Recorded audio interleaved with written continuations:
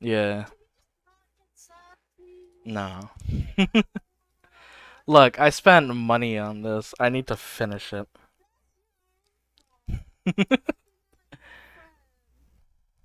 No, I have to show off the experience. It's too late. The game's open. There's sound going, and I'm waiting. I'm wait. I'm waiting for the ticker to update.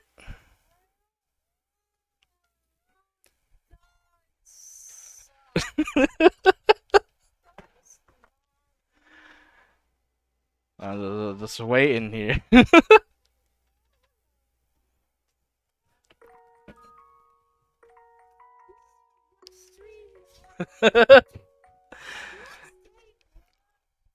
You say that, but you fucking we played Balan Wonderland.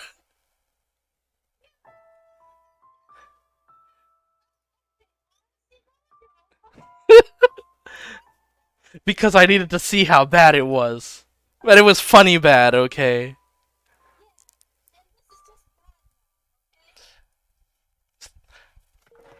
Alright, so big feelings actually I was not JK.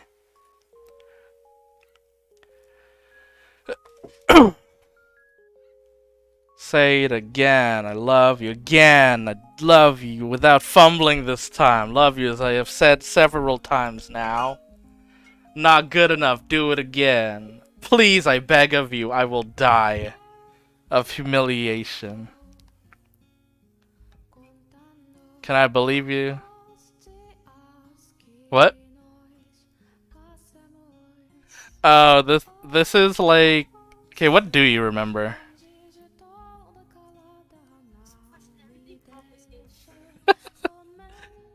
Okay. Uh, do you remember Giselle accidentally saying I love you to him?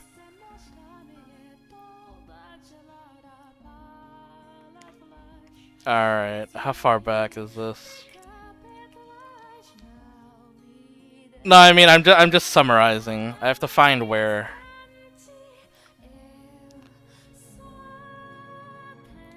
What was it again?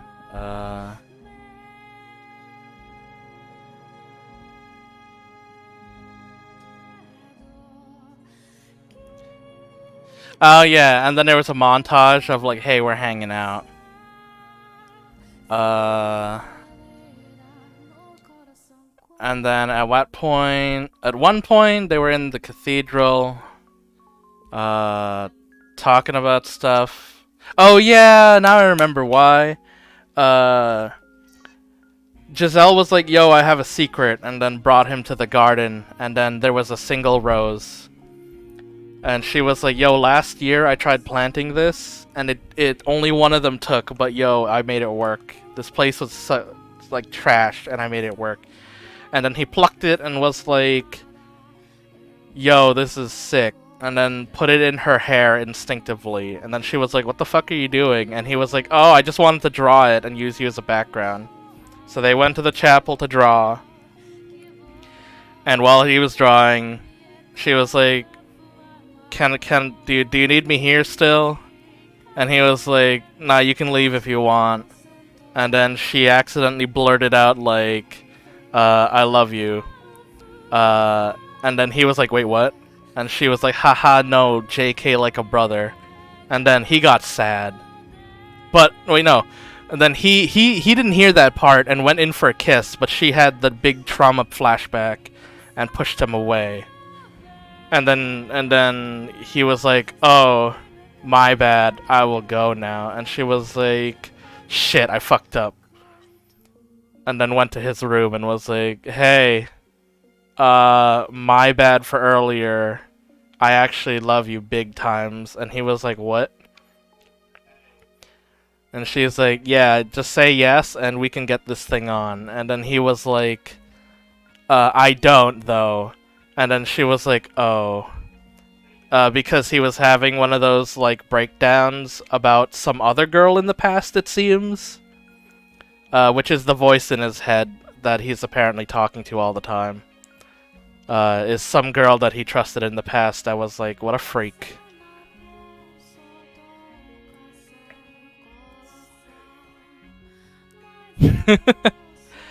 And then she went to leave, and he was like, actually, no, I lied again. I actually do love you. And then this whole sequence plays. Where she storms back in, like, what the fuck is wrong with you? Alright, we both feel the same way about each other then, shockingly enough. What's there to be shocked about? I didn't think there was anything likable about me. You really have to do something about that pessimism. I'll try. Haha, I'm in heaven, I'm so happy I could cry. You are, all over me. Haha. Oh, thank goodness, thank goodness. When you first said no, everything went black. I wasn't sure what I would do anymore. I lost all hope. I really do feel bad about that. But you had a change of heart. Now you're willing to have me. Yes. And everything I bring with. That was the idea. Absolutely everything, right? You're pushing that point really hard. I have a request. Something I don't think I could ask of you at any time but now, but we're in the moment. I'll do anything as long as it is within my ability. Tell me what it is. Well, you look at my naked body. Oh yeah, this scene. From, the Beast story. What? More specifically, my scars. You are going to have to see them eventually, in which case I would like that to be now. A year ago, I would have refused to look at her scars. I had been certain I would be able to accept what they represented. The abuse my father had subjected to her. If possible, I would have preferred not to having to face that.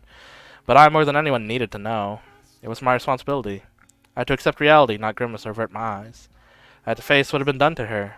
Okay. Please don't actually show it on screen. They blocked it out last time when, like, the Beast did it. I couldn't bring myself to look at her as she hesitantly disrobed. The sound of her clothes rustling made me feel as though I was doing something incredibly improper. As much as I tried to feign calm, I was so tense my joints were practically creaking and my heart felt so like it had been stepped on. I feel like I'm being made, like I'm made of stone. I'm ready. You can turn around now. Alright. I'll count to 10. Haha. She's laughing at me. I feel a whole lot better seeing you so nervous. Turning around. Okay. Okay, well, it's censored, pretty much. Okay. I think that's fine for YouTube, probably. Not even monetized. I don't have to worry about that. Damn. Mod him and then ban him and then ban him for a week and then mod him and then mod him for a week and then give him my account. It's like, okay. Her head was tilted down just enough for me from making her expression, but she couldn't hide the pink flush across her cheeks. Contrasted well with her white, not excessively pale skin, as did her black jet hair. Sorry, it's not anything nice.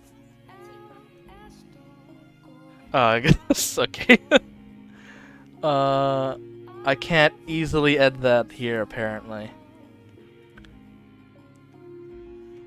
It's okay, I don't have it marked for kids. No one can show up here and then be upset. No one's allowed. No one's allowed. Monkey ass, no one's allowed. Okay. Okay, I'll do that. Gotta... There you go.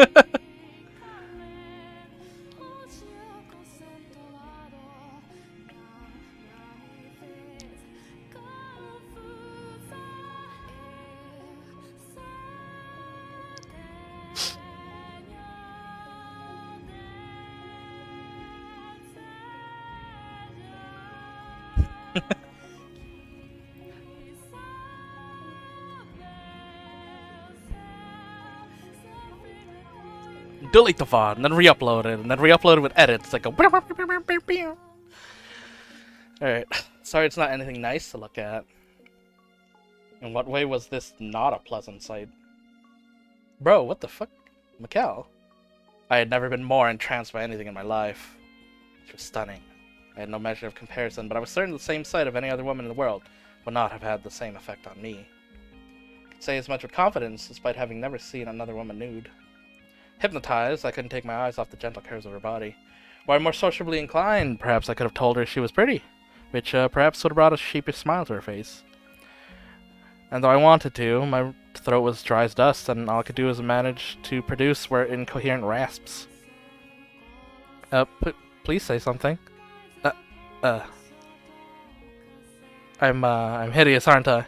I'm unclean. Not hideous. Mean it? I mean it. Why would you think so? 'Cause you are not unclean, not in the slightest. Mean it? I do. Even seeing this? Giselle's eyes slid downward, a trace of fear lurking just beneath the surface. Following her lead, I dropped my gaze to her lower body, and there I saw her scars. Swollen red and black gashes, still not healed after more than a year, defiled her white flesh. As she described for me, the lines were arranged to form letters carved into her skin. Ah, so that's why she said I would have to see them eventually. Oh. My instincts told me that these wounds would carry for the rest of her life. I felt nauseous, heartbroken, infuriated, at the fact that a person who had done this was out of my reach, the fact that I could do nothing for her.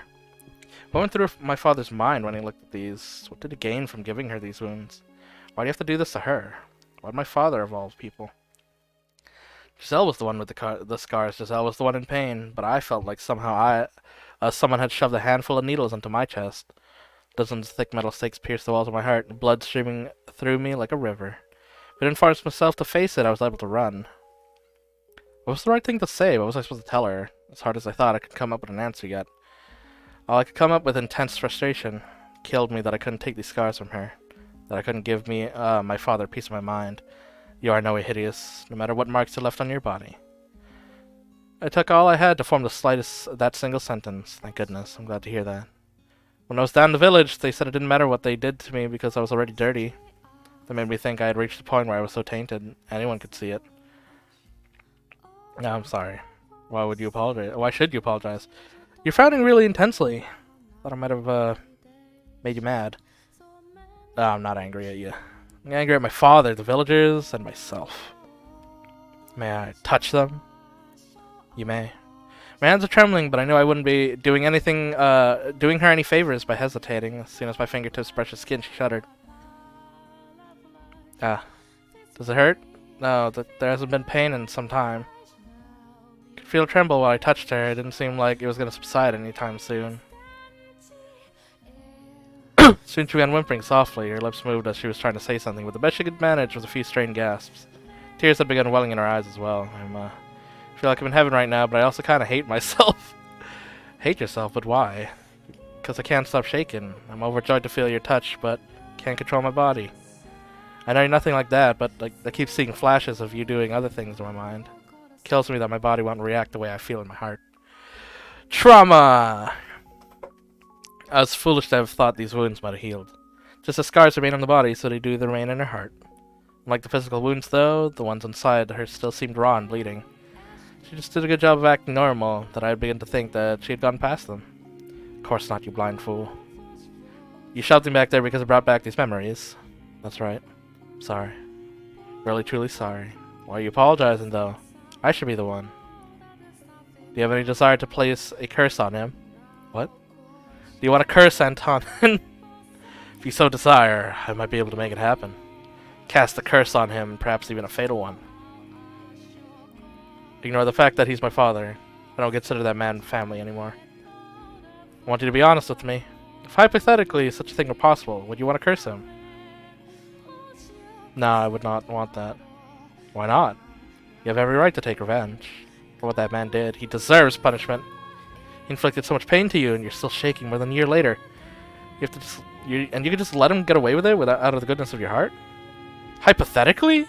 If you wanted to curse him, I wouldn't do it even hypothetically, and not out of the goodness of my heart. I'm just a coward.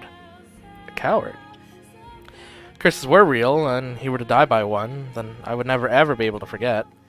If my resentment for him took his life, that would mean he had damaged me so permanently I would be never able to get past it. I don't want that. I want to be able to forget. I'm still shaking now, but one day, I want to be able to proclaim proudly that he no longer has control after me. But I appreciate the sentiment. Setting aside your choice of method, you asked me out of concern, and that's more than enough for me. Soft smile spread across her lips. but all it inspired me was powerlessness. She was putting on an act. Was the sentiment really more than enough? Of course not. Not when she was still trembling so much. What was I to do? What was I, unable to leave this house and helpless against the will of the Boilingers to do? I was incapable of assuaging her pain, wasn't I? Couldn't do anything, could I? Before I throw in the towel, I need to take some real time to think. Stop running from the problem. You got a real way to give her what she wants. It doesn't involve curses or angry words. Must be something only I can do. Giselle took the hand that had been tracing her scar and slid it around her waist. Even now, her trembling showed no signs of abating. I will never. The one only thing I could do. I will never hurt you again. Let's wrap her trembling body in my arms. Big hugs. I want you here with me. All I ask for you now is to be at my side. You can be scared and you can quiver, but please don't apologize for it. Please don't feel bad about it. Promise not to turn my head away from your pain. So I ask of you, try not to keep it buried. I have no power or influence. I don't know all the right things to say. I am a man with nothing to his name. But the one thing I do have is a heartfelt desire to do whatever I can for you. Big hugs.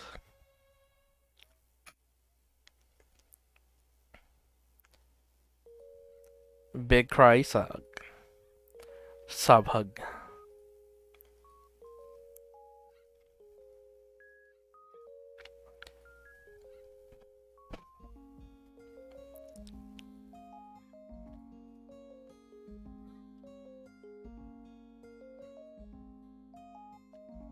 Oh, we go flashing back. Nope. Jill didn't stop crying until the sun had started peeking over the horizon. I had, as I said, not looked away, simply holding her in silence. She had decidedly not childlike frame, but she seemed incredibly small in my arms. Felt each other's warmth through my clothes. Between sniffles, Giselle said softly, "One day I'm certain I'll be able to, without any hesitation, be properly joined with you, and it will be wonderful." Someday we will fuck. Right now I still can't control the shaking, but eventually I want to be able to put my hands on you too.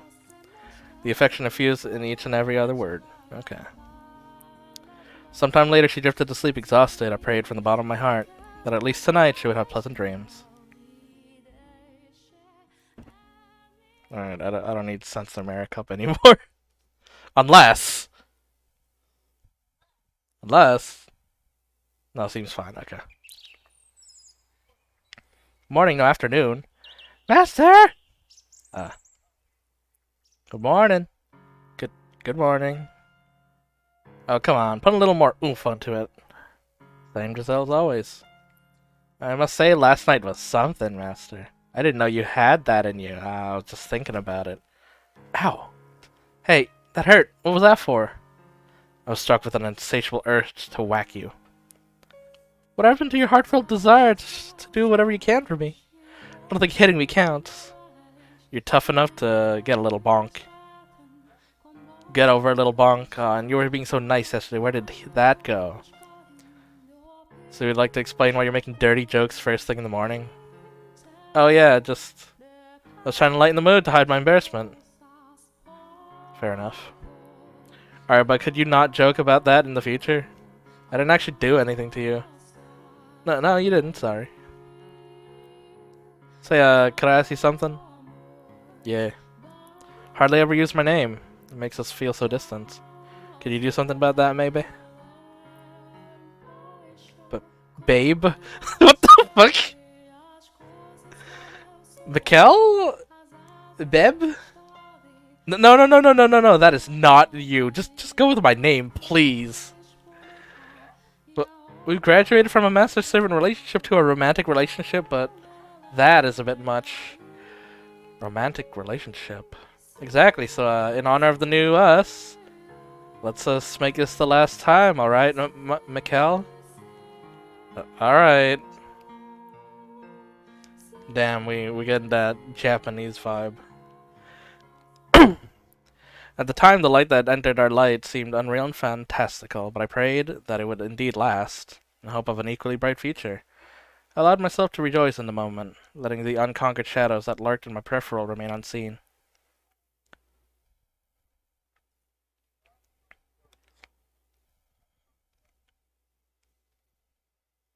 Alright, back in the future. Blackness consumes the once ever colorful space. Giselle's still standing before me, as she did within the door, but I struggle to reconcile the two scenes. They're both real. They're both her. The lively, spunky girl of the past and the lifeless girl of the present are both Giselle. As different as they seem, they are both her. Why don't we stop here? It was a wonderful story.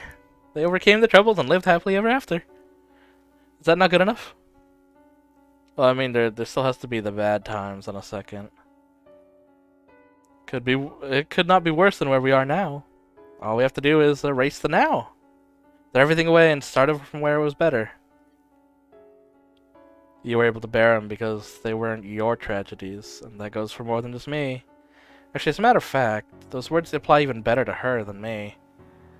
The ending is already set in stone. It's already happened. What's the point of watching it again? All that accomplishes is making me relive it all. The ending has not been written. We're both here now, which means our end still lies ahead of us. Then, can I ask you to promise not to let go of my hand no matter what? No matter what happens, you mustn't let go. Now I understand. That was a request. Even if she didn't perceive it as such, in place of a verbal response, squeezed her hand in mine. I know where this tale is heading. Towards tragedy. All the other doors we visited end in tragedy, and ours is no exception. But perhaps what's waiting at the end of this one is even more dire than I imagine. The door to our past swung open once more, behind which lies the end of me and the beginning of her.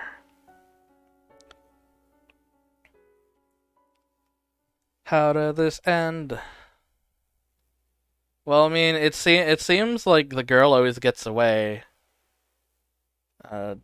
Usually scot-free. Even after, like, the tragedy. And then the boy gets left behind. Alright, a month had passed since the night with the rose. Right on schedule, the monthly delivery arrived, but in a letter that would... there was a letter dramatically changed our lives. My father, Antonin, had fallen ill and died. Oh, okay. I presumed it was the witch's doing, but she was silent, refusing to respond to my questions. If it wasn't her, then he must have died naturally. See more than a little taste to celebrate someone's death, but good taste and reality do not always agree. I was extremely relieved to hear the news. The man had raped Giselle. He had tried to have me killed, and now he was gone from the world. I'd been waiting for this moment for years. His passing had another effect as well. My death had been revoked. Many years ago, my brother had told me that when he succeeded our father, he would welcome me back to the Boinger estate, and I could be part of the family once again.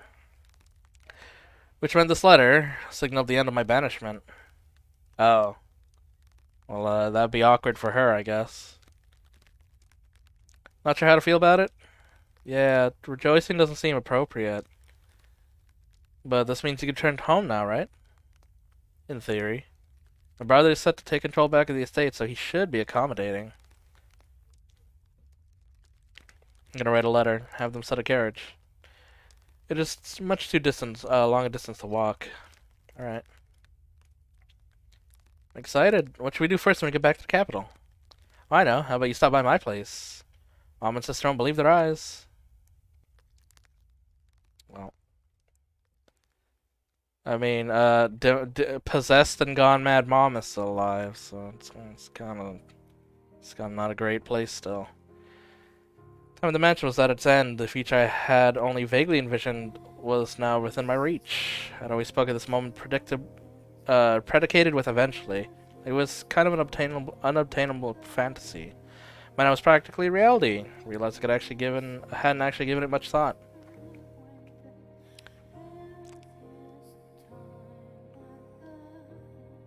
Still awake? I am. Not a great night for sleeping, huh? Thinking about your fam? Seems so surreal. Yeah, it does. House is like a desert island cut off from the world, which makes it kind of feel like a fairy tale sometimes.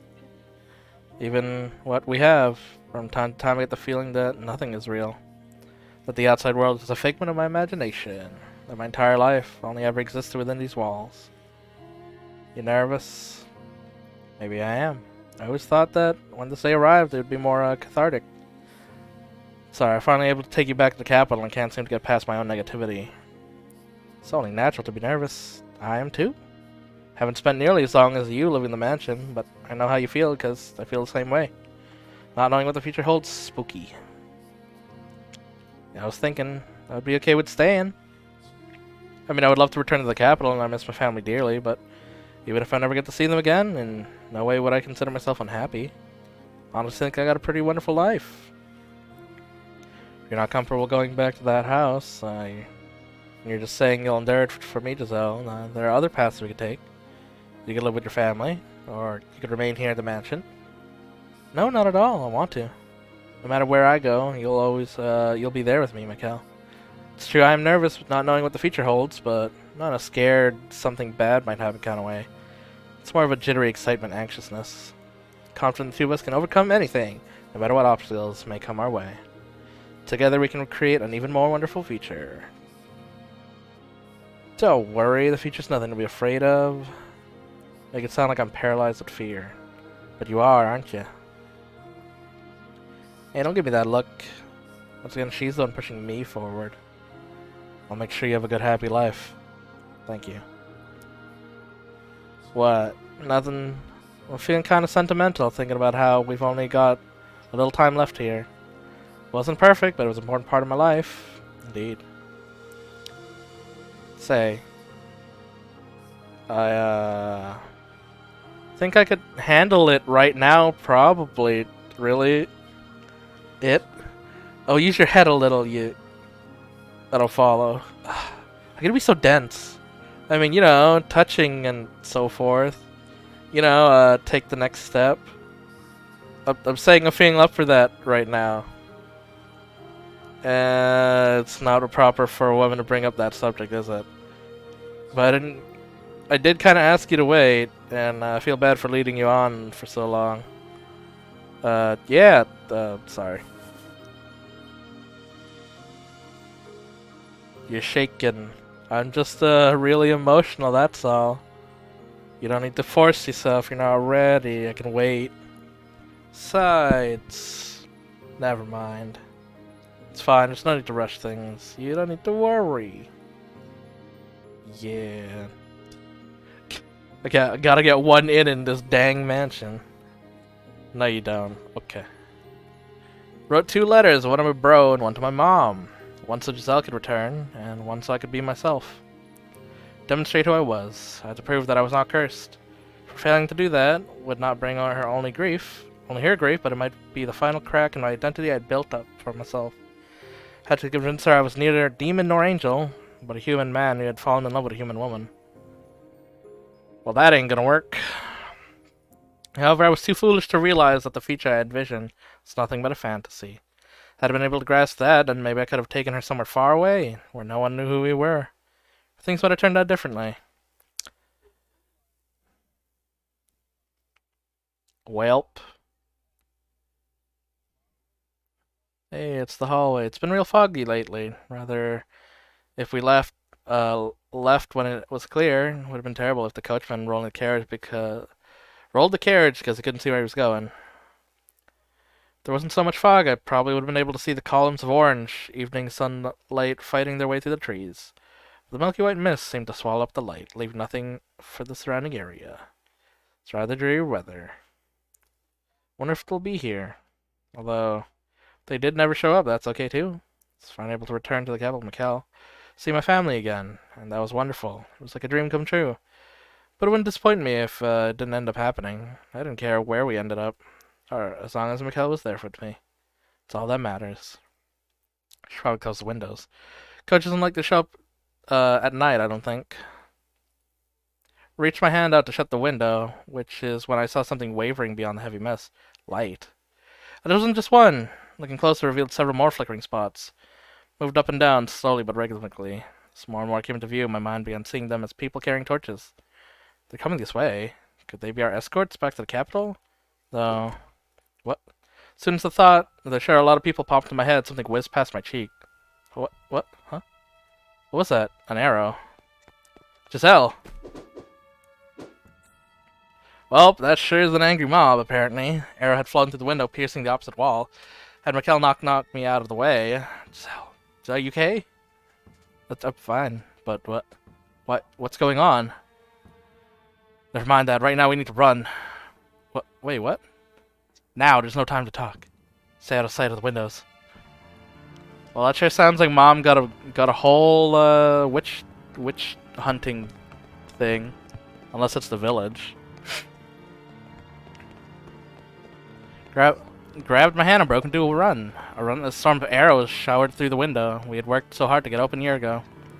Something we had gone through all that effort for.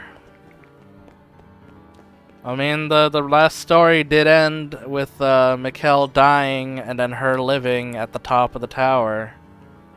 So I guess that seems pretty accurate too. Once I open the door, run! Front door, run! We have to get as far from this house as quickly as we can. What was happening? Why did we run? Why were those people firing arrows at us? With the wave of questions came the wave of fear. Couldn't say anything. Sheer terror had frozen my jaw in place. Get ready! I nodded, squeezing his hand tight. It would just be another obstacle and a safe escape, but I didn't want to let go of his hand. I was afraid that if I did, I'd never be able to hold it again. Well.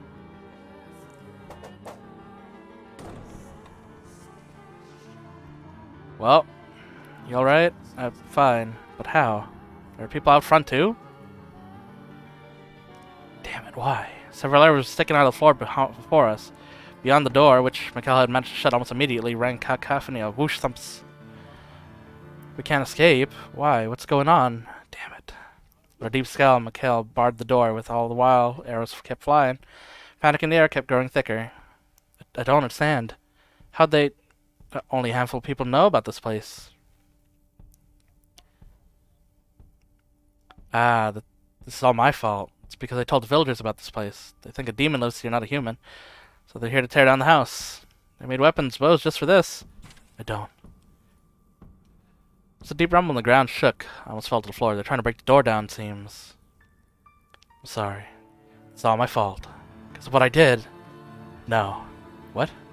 It's not your fault, it's mine. What? Mikkel? I challenged her, and because I did, she made my curse real. What are you talking about, Mikkel? Well, should I talk to crazy Mom? Mikkel dragged me through the mansion's corridor until we reached the chamber with the stained glass window. At the far end of the room sat a small door. But where does it lead? I've been aware of the door's presence, but never got inside it. Something about it seemed somewhat different than the rest of the house. Wasn't sure how to describe it. It felt the shadow had taken root there. The observation tower. A tower? But if we go up there, we're putting ourselves in a corner. Doesn't matter where we go. They have us trapped.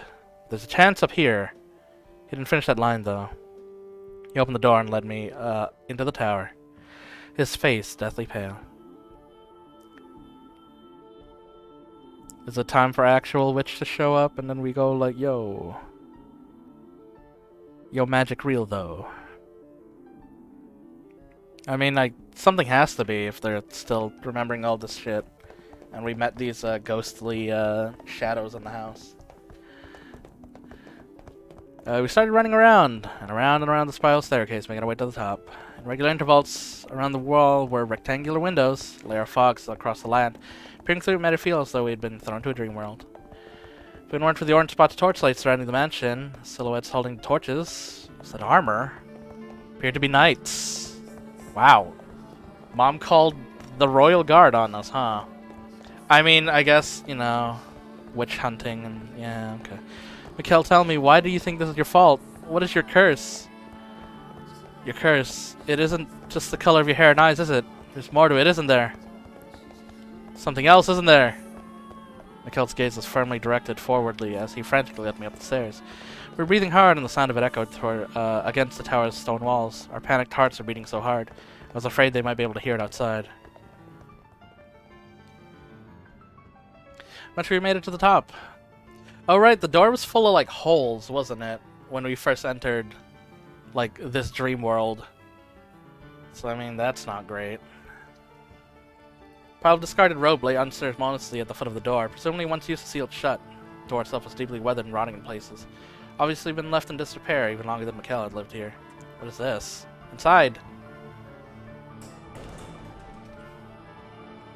Frigid air nipped at my skin, and it was unpleasant and cooling the fresh kind, but a bitter, oppressive cold. This room felt like unlike any other in the mansion. This is an observation tower, you can't even...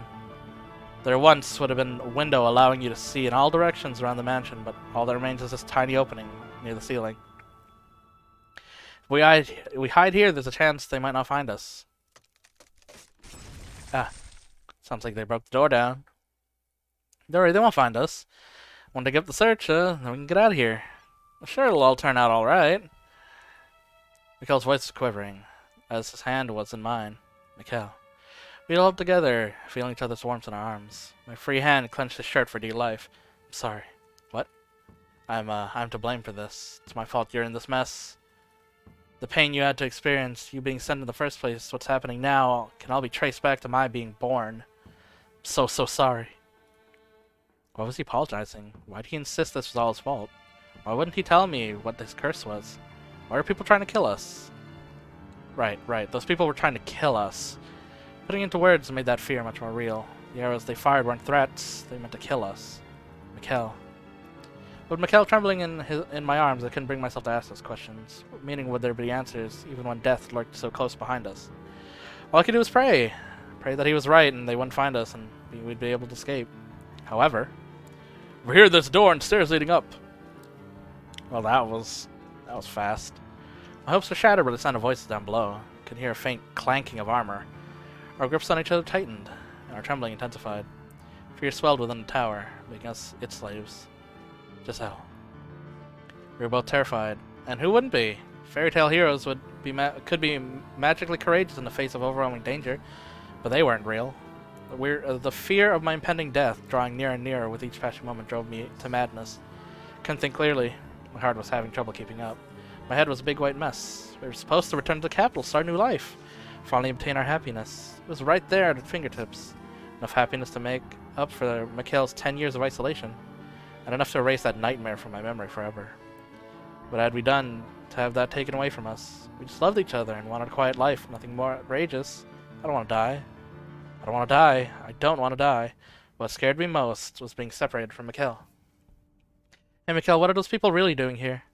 What if what they're after is money or valuables, we can offer them everything in the mansion. We don't need any of it. If they don't want us to return to the capital, we can just tell us we'll stay here. They might be willing to talk it over.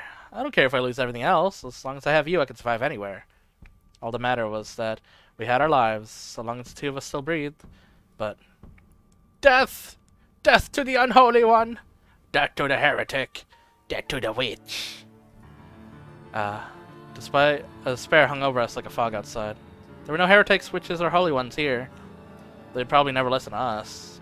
The moment we stepped outside the room, we'd be dead no matter what we said. Mikhail, I'm alright. It's okay, Mikhail. I'm not scared. You're here with me after all. I'm fine. It's all fine. So please hold me until it's all over. Please stay with me. Finally you speak, Mikhail. He wasn't looking at me though. His unfocused eyes were directed upwards, not towards any particular point, but wandering aimlessly. His purplish lips began to move as though he was speaking, but no sound came out. Hey, Mikhail, are you alright? Come back to me, Mikhail. I grabbed him by the shoulders and shook, but he didn't seem to notice.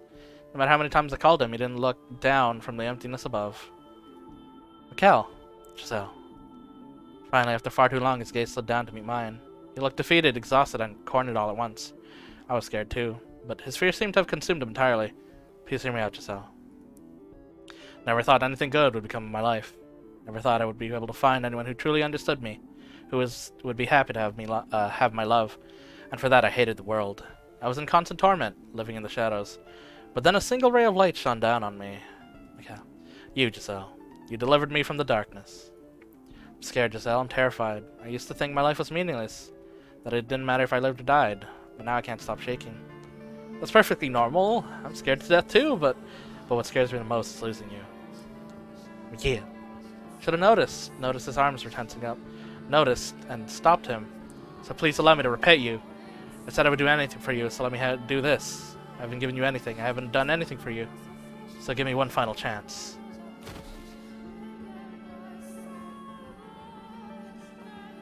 Mikhail? Well, he sure is about to storm them, aren't they? What are you doing? Get back here, Mikhail. What? Why? The door. I can't open it. I shoved on the door, trying to go after him. But it wouldn't budge even the slightest bit. It was as though there had never been a door at all, merely a wall disguised as one. It wasn't someone holding the door, holding it shut from the other side either. I pushed and pulled with all my might, couldn't even manage to eke out a tiniest crack. Mikhail, what did you do? What did you do to the door? Get him back here. I don't want to lose you either. Say something, Mikhail. You're out there, aren't you? Please, don't do anything rash. They're gonna kill you if you're out there. Giselle, the witch, told me... What? That she would ensure your safety. Mikhail, she isn't real! There is no witch talking to you. It's all in your head. A figment of your imagination created to alleviate your loneliness. Rest assured, she does not lie. Mikhail? Please listen. You are a wonderful woman, Giselle. Spirited, true to yourself, deeply sympathetic. You're not to blame for how difficult your life has been. Most of the faults lie with me. And a bit of bad fortune.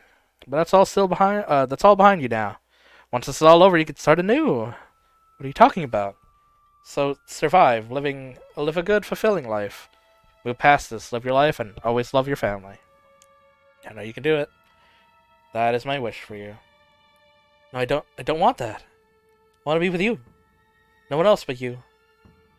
I don't want to let you die. There it is! Death to the heretic. Death to the heretic. Death to the heretic. Get back in here, Mikhail. Open the door. If my choice is to live on without you, I'd rather... Your scars will heal.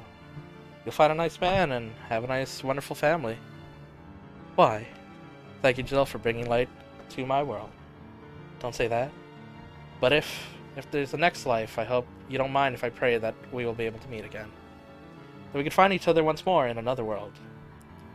Mikhail? Mikhail. It is our holy duty as knights of the church to deliver punishment unto the heathen who made a pact with the devil. Come on, Mikhail, open the door. You are sentenced to death. Your body is to be hanged upon the cross for 3 days and 3 nights, wherein your holy flesh shall be purified by the fires of heaven. Why? What are you doing here? Open the door, Mikhail, please. Listen to me. You can hear me out there, can't you? You shall now be executed. Do you have any final words? Who is it you're sentencing to death? Mikhail Boilinger, or a demon child, naturally? Or a witch, perhaps? Please open the door. Why won't you open it? He isn't unholy or impure. He's a perfectly normal human and a very sweet man. Yes, I'm the witch. The witch is in here. I'm the one you want to execute. Kill me. Execute me. Now I see Giselle. This world. Kill him! Oh, there's the scene where he's all bloodied up. So many blades pierce my flesh. A sword in my chest, lances in my arms and shoulders, arrows in both my legs. Could hardly even tell what hurt anymore. There was an unpleasant hiss sound in the tower, almost like a heavy rain. It was the sound of my blood spilling onto the stone. Red. It was red just like anyone else's blood. Didn't flow into unnatural patterns. Didn't turn black or demonic shadows. Didn't cause anyone who touched it harm. It was just ordinary red blood. Regardless, his body was probably still cursed. Had to be. I couldn't hear Giselle's voice anymore. Hope she was safe and alive. Prayed that at least she would be protected. That the witch would keep her promise. It was getting dark. Light was quickly departing from my world. Darkness everlasting dragged me down to its pits. I believed in you.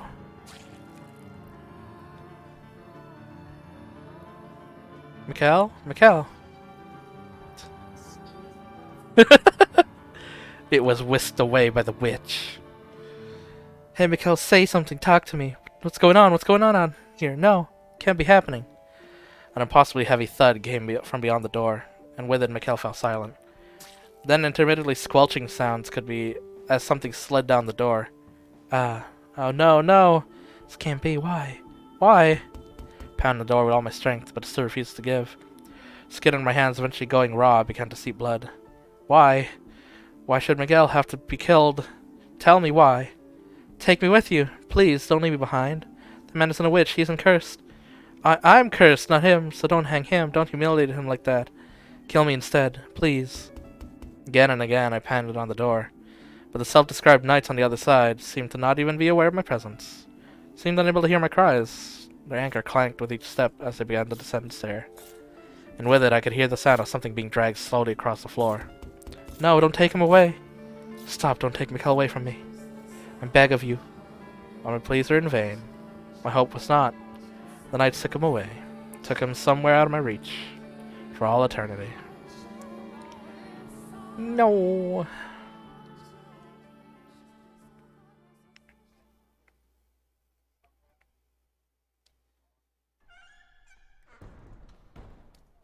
Mikkel. After so much longer, the door swung open on its own. It happened so unceremoniously, I was hard to believe it had actually been trapped inside. I had no idea how much time had passed. But the chill in the air suggested it was deep into the night, and with the biting cold, there was the stench of blood. Welp. Why? Why? Mikkel, I never wanted this. Big screams. You don't understand at all, Mikkel. You don't know the depths of my feelings for you. You don't know how intensely I wanted you, how fervently I loved you. I was never going to be able to find someone else, and live happily with them. It had to be you. The thought of anyone else touching me terrified me. You just didn't understand. I don't want to live in this stupid world. The time I spent with you truly was the happiest time of my life.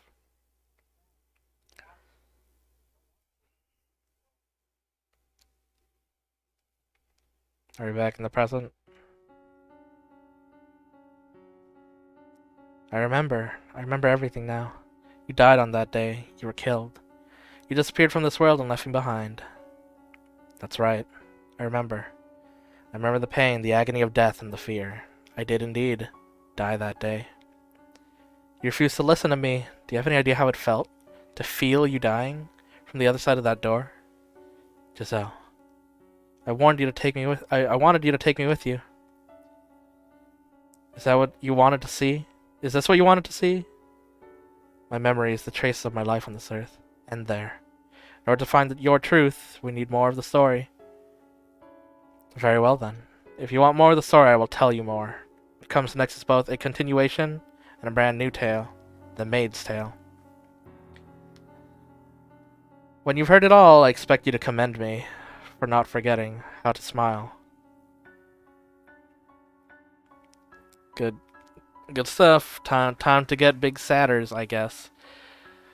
We haven't completely cut through the darkness. An arctic wind blows past me. At the same time, I'm gripped with an overwhelming urge to break down into tears. What's this part called?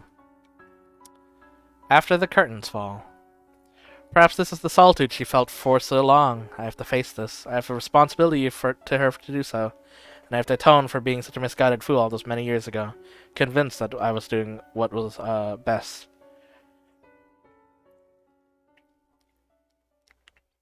Achievement? Thanks, achievement. The 6th door? When does this take place? Oh, it starts from the moment that he died to question mark.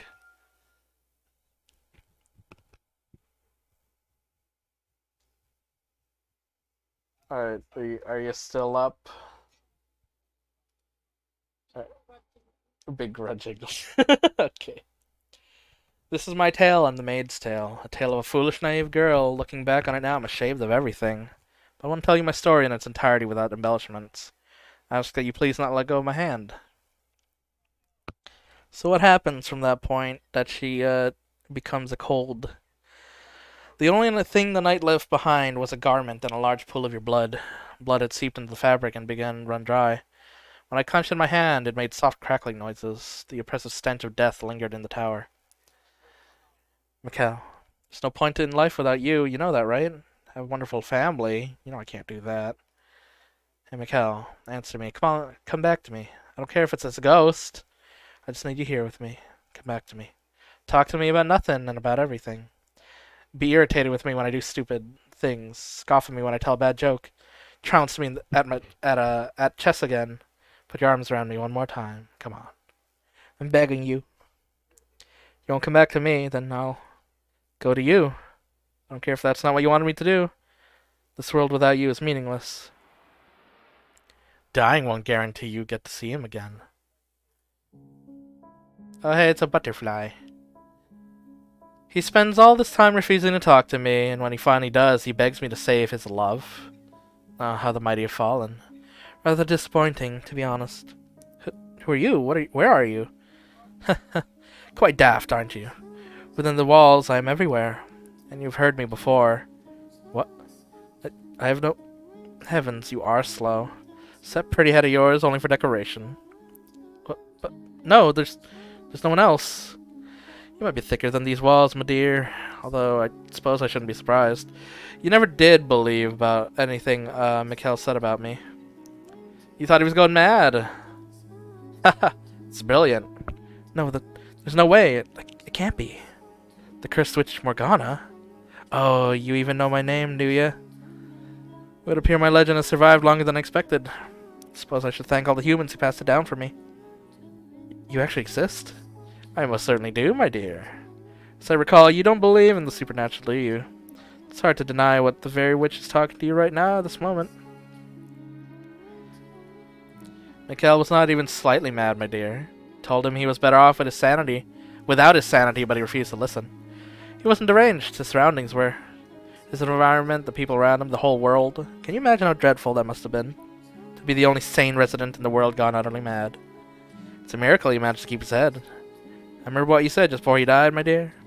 You said it was all in his head. Said he couldn't tell the difference between illusions and reality. You said it had been long since gone insane. Shouted at the top of your lungs. No, that's not what I meant. Ah, you poor, poor Mikhail.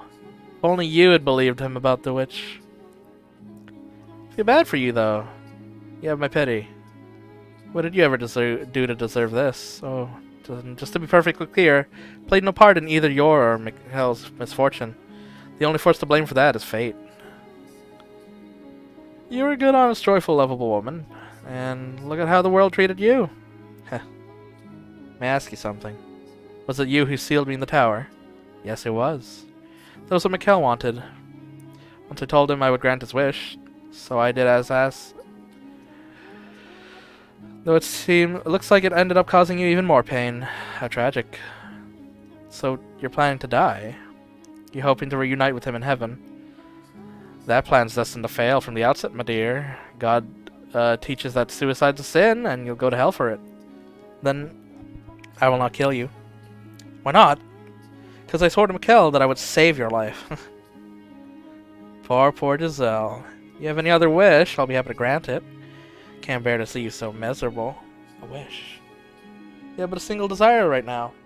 To see him once more. Isn't that right, Giselle?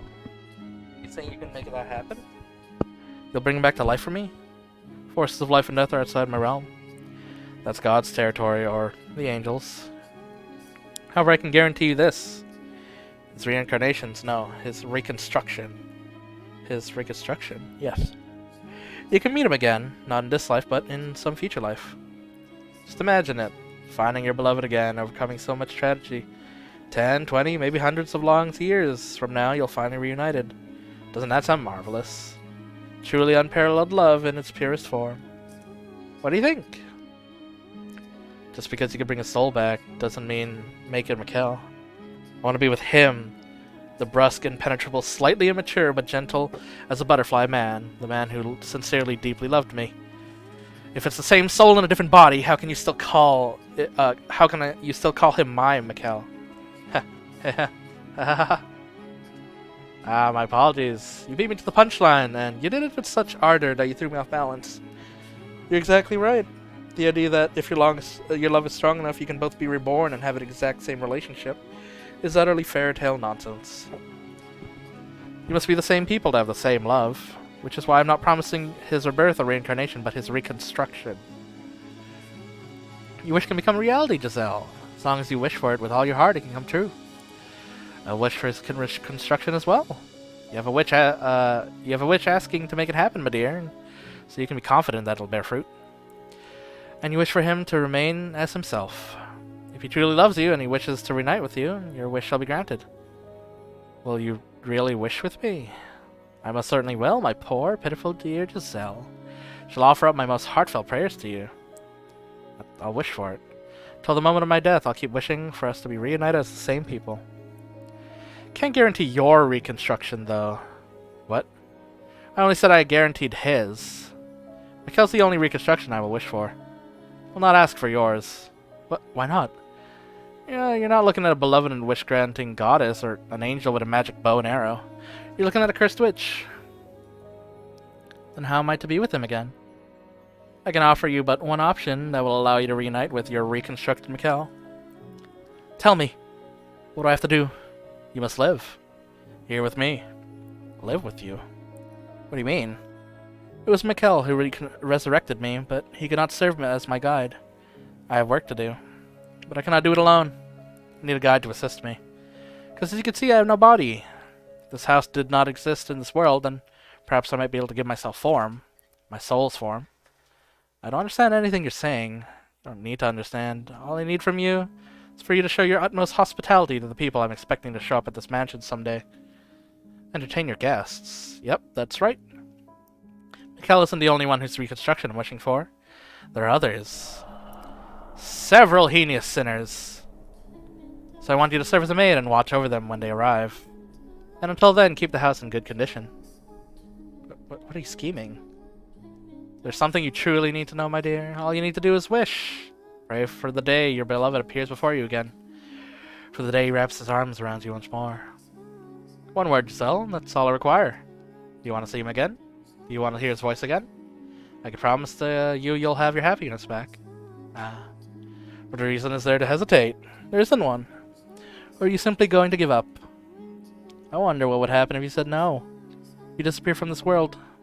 How will Mikkel react when he comes back? Will he be sad, angry? Fall into the arms of another woman? But no, he can't. Then make up your mind. Will you come back with me or throw it all away?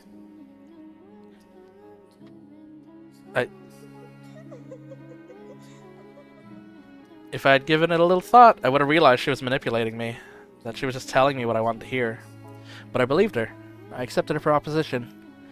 As unbelievable as it sounded, my desire for it to be real overpowered everything. It was impossible not to grasp at straws she was dangling in front of me. That was all I could do at the time. The witch's voice also had an inexplicable power to it. Made me believe, as outrageous as it was, that she could bring you back, reconstruct you. Maybe because I had seen her turn the door into a movable wall. Or maybe because I had heard her disembodied voice. But I don't think those were enough to explain it. My guess is she had me under a spell. That was the moment I became the maid. But I assure you I was, at that point, still the same Giselle you knew and loved.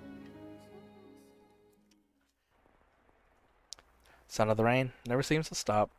Am I hallucinating it, maybe? From the moment I lent my ear to the witch's sweet temptations, the mansion underwent an unimaginable transformation. No light shone through the window, despite there being them still be unobstructed, not morning, day, or evening. In fact, the concept of morning, day, and evening did not seem to exist. The darkness resembled that of when the windows had all been sealed off, but there was something more fundamentally unreal about it, like it was hovering over a vast, all-consuming abyss without a constant haze of malice. Felt like I'd been cast into some unknown realm, and that was why there was nothing beyond the windows. And the house was not the only thing that underwent changes. I, too, was no exception. In the blink of an eye, all my basic human urges vanished. Stopped feeling hungry, and I no longer needed sleep. Naturally, I was bewildered by this happening to me, what I was turning into.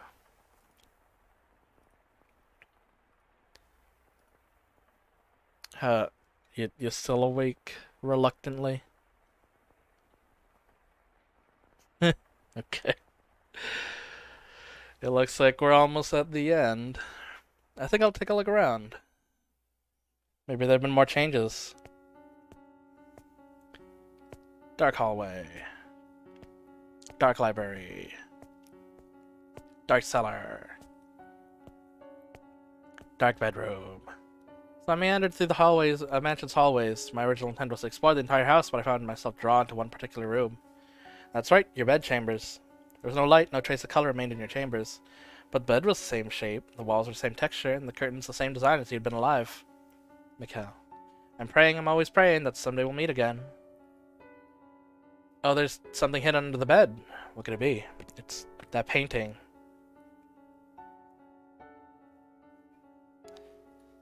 I never did get to ask why he got so angry about me seeing this. I'm not sure.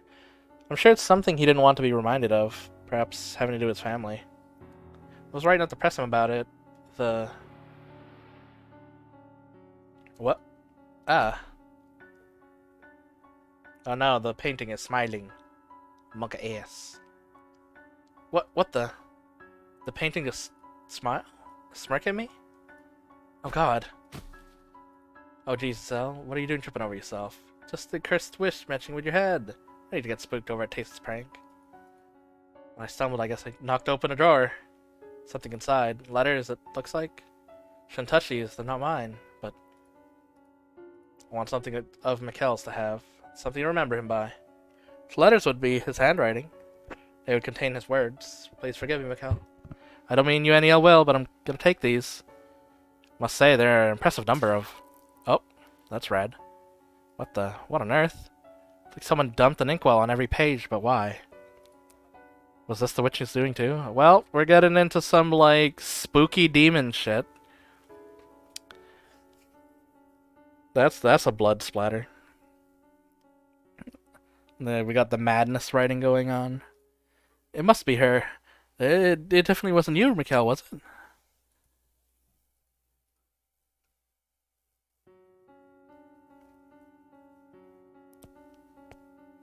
Monka S. There's the mirror, there's the door, the first one, there's the fireplace. There's the cellar door. Oh, no, the front door. I wonder what it's like outside. Can't open it. What's going on? The bar isn't set, but it won't budge an inch. It's like up in the tower. I know the windows. I know the windows. They should open. Then I can... What's going on here? What's going on? It's like there's an invisible wall in front of the window. My hand won't go out any further. What is the rich? What else can I do but laugh? What in the world? This is madness. Hurry up, Mikhail, return to me. And get me out of here, please. Well, that's some eldritch, otherworldly shit going on. I had no idea of explaining how anything had happened to the mansion, but it was clear enough that I was imprisoned within the walls. I was alone in a nebulous sphere of bleak darkness, and beyond its walls lay void. The layout of the house remained unchanged, but I felt as though I had wandered into a twisting labyrinth. Could cry, but there was no one there to soothe me. All it did was provoke her disembodied cackling, which followed with, "You chose this, my dear, so you need to hold yourself together and keep wishing." Otherworldly magics turn you crazy. My only real pastime was cleaning. I dusted the same corners again and again and swept the floors, polished the same dishes. One day I decided I would read the books left in the library. Despite there being more than 100 volumes, I finished every one of them in what felt like no time. My life was a never-ending cycle. Day in and day out, day in and day out. The house had no visitors, no one. Rather, nothing at all set foot inside the property. There's no sign of other life whatsoever. No birds singing in the morning, no cats sunbathing in the garden, no mice scurrying in the kitchen, no creepy crawly insects. It's nothing at all. The only thing that broke the long stretch of silence was her voice. Tell me, was she kind to you? Was she friendly and courteous? Because she was quite harsh when she spoke to me. These are the kind of things she would say to me. She was always saying to me, "You didn't show up today, did he, my dear? Are you still praying, my dear? Do you think he'll actually come, my dear? Still wishing just like I promised, my dear. You know why he hasn't come for you, my dear? Because perhaps he doesn't actually love you as much as you thought. My dear. My dear. My dear. You lost your mind yet? Shut up! I've had enough. I'm done with you. Enough, please. Enough already. Aw, what's got you so worked up? You love to talk, don't ya? So why not have a little chat with me? It's not a chat. Maybe not in your mind, my dear. You seem to think chatting only constitutes conversations you enjoy. But I don't think the word's usage needs to be so restricted, personally. You're just getting off watching me squirm. No, not at all. You'll have all my best wishes if he ever does show up for you. Oh, so scary. You're making that face when he shows up. He might not even recognize you. What?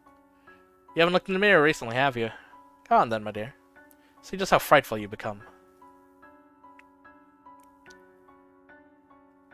Oh, does she turn into the Shadow Void? No, the witch was right. I look nightmarish. My face is pale and lifeless, my eyes hollow, my cheeks sunken. Heavy bags beneath my eyes. My hair had lost its sheen and grew wildly. I was quickly losing everything that made me recognizable as me, and the thought sent a shiver down my spine. No, not this. This isn't me.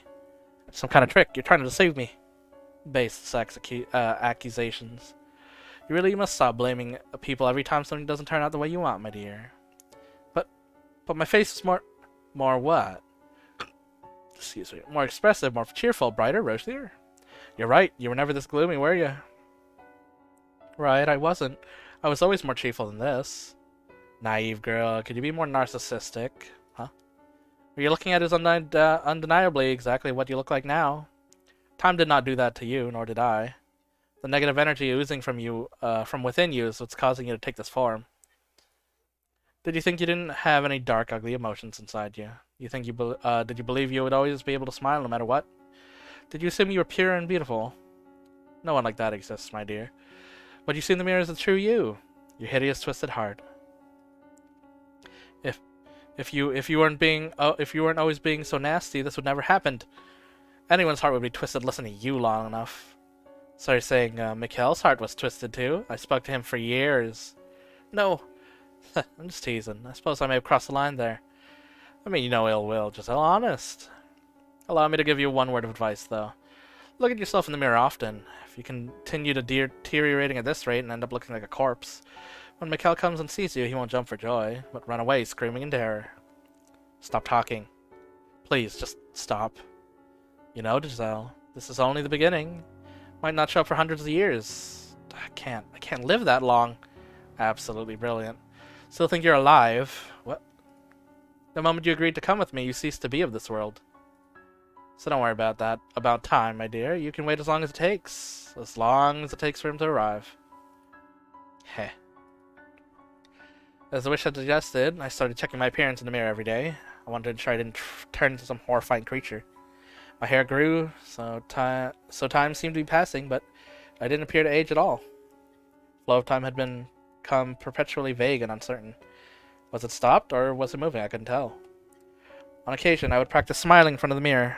A smile was, after all, my one really distinctive feature, and I was certain you had seen me smiling more than anything. Even in my appearance, I had changed drastically. I thought you would still be able to recognize me by my smile. A woman standing alone in front of a mirror practicing how to smile. I'm sure that was quite a comical sight. Big memes. And that was how my days went for an incomprehensible long time.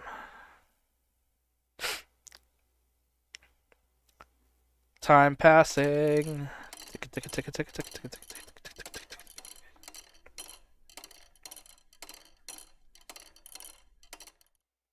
Alright. 100 years later. Neutral background. You're still begrudgingly awake, or should I stop? Okay. First 100 years, I kept track of how much time had passed. An hour, a day, a month, a year, 10 years, 50. Once it surpassed a person's average lifespan, the counting started driving me mad, so I stopped. My sense of time became numb. Place asleep, I spent my days in a trance-like state. Doing so, I was less aware of the passage of time, which made it a little easier to bear. Suspended in this bubble of time, my mind went out to you. Alright. How much time? The first event took place in 1600, right? Something like that. When, like, the flaxen-haired kids... Was that 1600s or 17? Okay. So there's still a little bit of time until that time. Next thing I lost was my sense of self. I lived as a human for 21 years. After spending nearly 10 times that trapped in the mansion, I began to feel like that was all I had ever been. Maybe my past was all a construction in my imagination. That as an otherworldly being, I merely fantasized about being human. Had I actually had a family? Had there actually been other people in the world? Did cities and villages really exist? Was there ever really a time where light shone through the windows when we were happy? But I knew if I started doubting everything, I wouldn't be able to maintain myself. So I settled on believing one thing. That you, Mikhail, were real. That you had been with me. That I had loved you. And that if it was you I was waiting for. Tried to always remember that one fact. Passage of time. 400.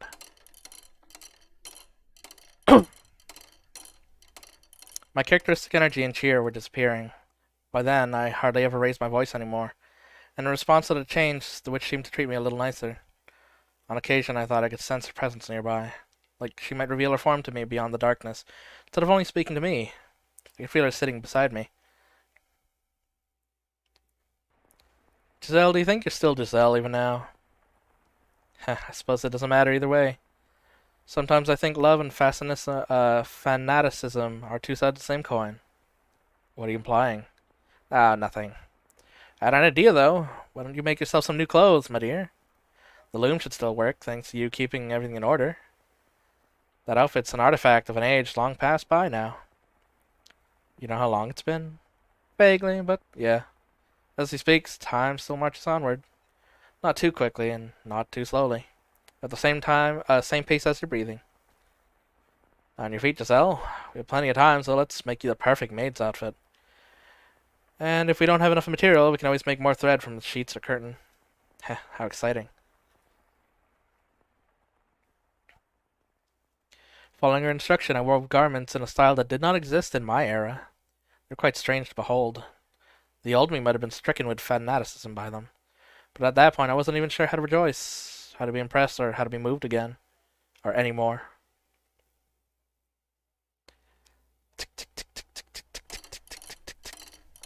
1500. Almost there.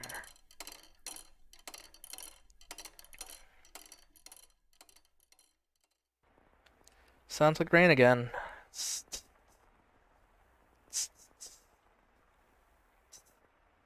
What year is it?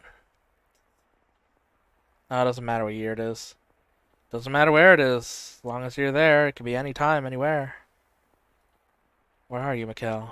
What are you doing? I'm still praying. Still wishing for you to appear before me. Forever and ever and ever. And ever and ever and ever. Been praying for so long, I don't even know how long it's been. Before you left, you said you were going to pray too. Said you hope we could meet again in another life. I'm not misremembering, am I? Mikkel, come back to me soon. I love you so, so very much, but my memories of you are starting to fade. What did your voice sound like? What kind of faces did you make? Where did you like to put your hands on me? I don't want to forget. I want to always remember. The memories of you are the only thing that's holding me together, but they're slipping away from me. How do you speak? Kinds of things that you talk about. I'm losing all these memories. Please, Mikkel, come back to me, before I forget everything. My beloved master. Beep, beep, beep. The thought crossed my mind that maybe Morgana's guarantee that you were to be reconstructed was a lie to trick me into staying here. But I quickly discarded that, because if she had been lying, it would strip all meaning from my very existence. It would take from me my purpose of being there. So I didn't want to accept that possibility. I had no choice but to persevere in my belief that you would return. I always thought I would be alright, that my faith would never waver, still believed in myself. But you could be the happiest, most optimistic, resolute person in the world, and you would still break eventually.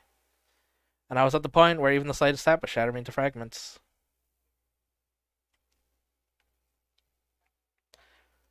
Alright, I think it was like 1609. Oh, 1591, okay. This is where the family moves in. Several hundred years after I was enslaved within the mansion. Prelude, the first visitor, okay. Something changed for the very first time. Sunlight, which I had not seen in this time, shone in from outside. At first I did not believe it was real. Thought it was a hallucination born from my inner desires. And thought I must have completely lost it, for my fantasies to have escaped my mind. But it didn't matter if it was an illusion. The gentle breeze blowing in through the window felt wonderful. The smell of grass, the chirping of birds, the glistening blue sky. It was like a thousand memories rushing like all at once, and it brought tears to my eye. The time has come, Giselle. It's time for you to get to work. And as she always did, the witch's voice crushed my elation, dragging me back to reality. Reveling in the sight of reveling in the sight of the world outside was the last thing I should be doing, for it was that moment that began my true decline. Work? What kind? Have you already forgotten? Good heavens, you have your head on straight, my dear. As I said, I need you to watch over the house, and show your utmost hospitality to those who show up. Is someone... This is merely an appetizer. Looks like someone's here. Hold on, I have no idea what I'm supposed to do. Do the same thing you always been doing. Be a maid. Convince the house's guests that this is a wonderful place. Make them enjoy their stay. Now go on. quite looking forward to this. Bar's been removed, but will the door open? Oh hey, it's an outside. So long the door had refused to budge. For so long the light had forsaken these halls. For so long there'd been no trace of life. Now all that had been turned on its head. Felt like I'd stepped into heaven on earth. I know it sounds melodramatic, so please don't laugh. It's almost certain a perfectly ordinary slice of nature. Leaves, grass rustled in the wind, flowers speckled the earth. And in this distance was a city I didn't recognize. Wondered where I was, of course, but I neither shouted nor jumped in surprise. Instead, I found myself accepting of my circumstance, as unnatural as they might have been. As I was standing there idly before the entrance, a carriage rolled up. Egad, could this road be any bloody worse? Oh god, what the fuck? It's in dire need of paving on top of everything else. And who might you be, young lady? That outfit. He's speaking a different language. The middle-aged man approached me. From his attire and the way he held himself, he appeared to be upper class. However, the words coming in his mouth were not in the language I had grown up speaking. Could the mansion have moved somewhere far away? Naturally, I had no idea how a thing was possible. And the longer I stood there staring at him absent-mindedly, the more incredulous he became. My immediate mission was to overcome the language barrier. Fortunately, I suppose I was able to understand bits and pieces of what he had said. As merchants in the capital, my family did business with people from other countries, and as a result, I had learned a handful of words. Problem was, it had been long ago. I had no confidence whatsoever in my ability to hold a conversation. I am a servant. Servant? Can't say I remember asking for a lady servant, but suppose things do happen. Doesn't matter much who they sent. Who are you? You weren't informed. Bloody hell. Off to a great start, I see. Oh, what can you do, I guess? Name's Hayden Rhodes. Hey, it's the Rhodes house. Just a retired old man.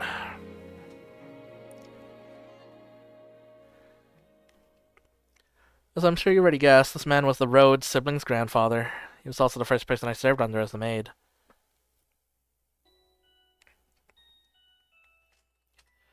Ba-ba-da-ba-ba. For a member of an esteemed noble house, Hayden was a bit of an eccentric side. He only hired a handful of servants, claiming he was not fond of the clamor. There was a single chef, a physician, a servant to take care of all the cleaning, and then me, who was his personal assistant. Whenever he got the chance, Hayden would chase me down and make me practice proper etiquette. According to him, I had much to learn. You're at least technically a servant of the Rhodes family, a young lady, so I can't have you going around acting the country bumpkin. Yeah, yes, sir. And we'll have to do something about that accent, too, while we're at it. I have an accent? Thicker than bloody molasses. I have no interest in sticking my nose into business asking where you hail from, but while you're here, you must act the part, young lady. Lucky for you, I'm retired and have all the time in the world. I'll teach you everything you need to know about proper etiquette. Alright. Speak up, well, yeah. Yes, sir.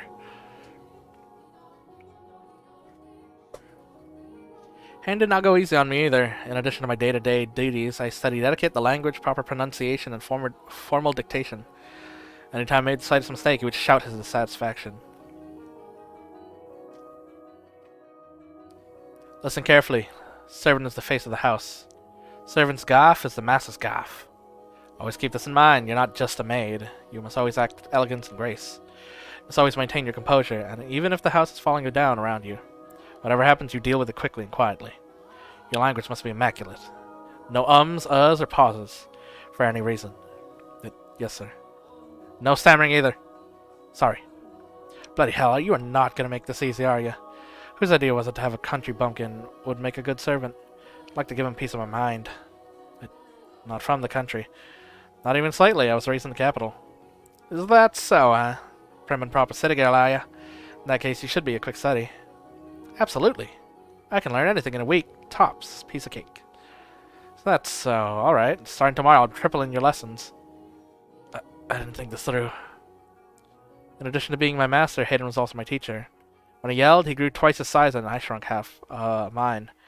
But it wasn't all unpleasant experience, because I knew he wasn't raising his voice to belittle me. His instruction may have been harsh, but it was human interaction. There were people around that I could talk to, and that was wonderful. I was starting to regain some of my humanity. Unlike me, you still got a long life ahead of you, young lady. I don't know what kind of life you've lived, but I can't imagine it's been easy. Not many servant girls your age without a home to go back to. Which is why you need to learn this. Once you got all the rules and customs down, you'll be able to hold your own at any noble's estate. Shouldn't have any trouble keeping yourself employed. Sure, you're thinking I'm loud, obnoxious old man, but I believe we met for a reason, so I hope you'll stick with me. Don't think about you like that at all, Master. You're a remarkable man. One more time. I deeply appreciate your generous consideration, Master, from the bottom of my heart. Aye.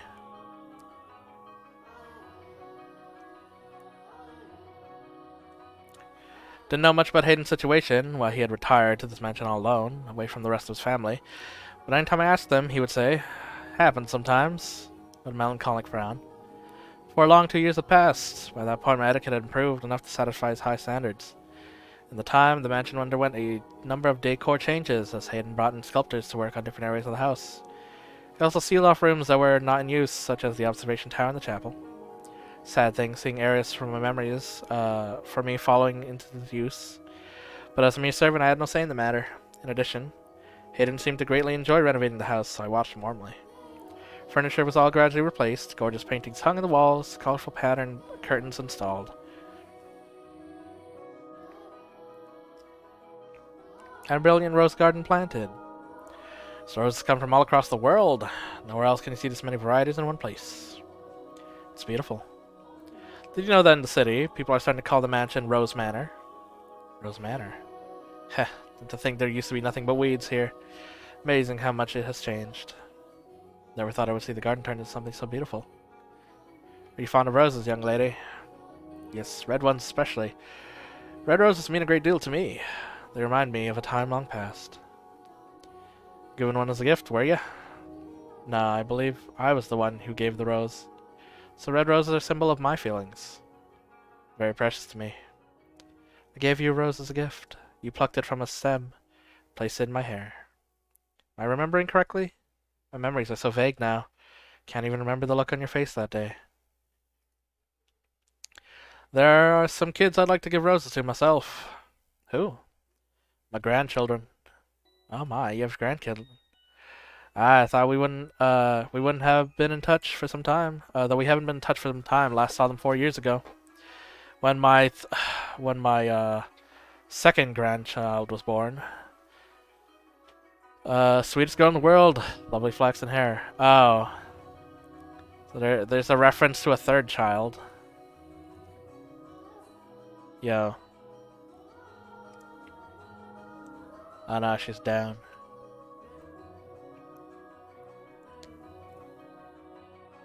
I guess I stop here and then I go get. No. Alright, fine. Mysteries. He's gonna be a real beauty when she grows up. Anyway, they're wonderful kids, and one day I want to hand this garden over to them. Each and every rose contains my hope that they'll lead comfortable, healthy lives free of strife. Sure your wish will come to pass. Your grandchildren will have wonderful lives.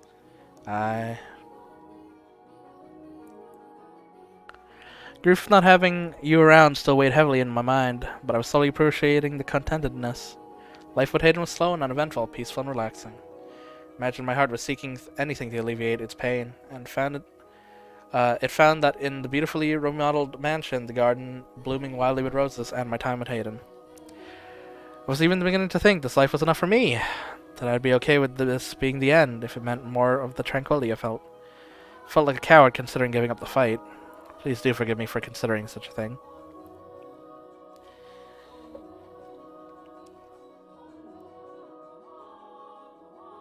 Hayden seemed to be in high spirits that day. The gift had apparently arrived from his son, who lived far away.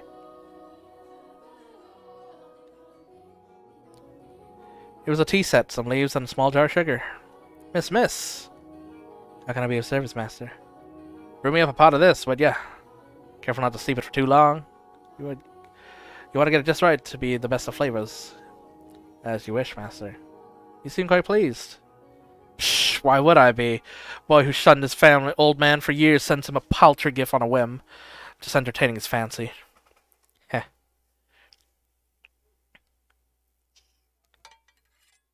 Your tea is ready, master.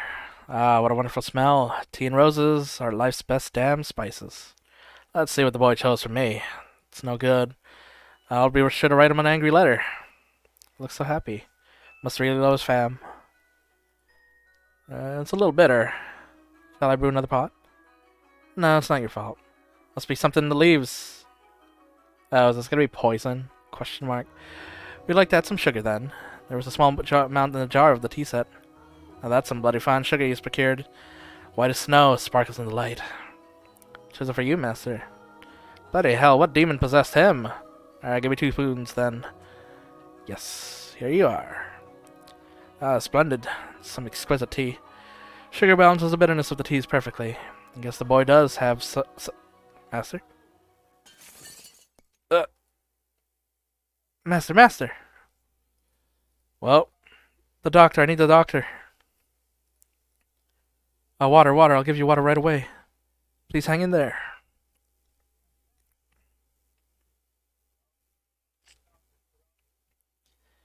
Welp. Thanks to the quick treatment provided by his personal physician, Hayden survived, but he didn't make it out with much more than his life. He was permanently bedridden by the affair. Evidently the sugar I put in his tea had contained poison, which had done irreparable damage to his nerves and muscles. Most of his body was completely immobile except for his left arm.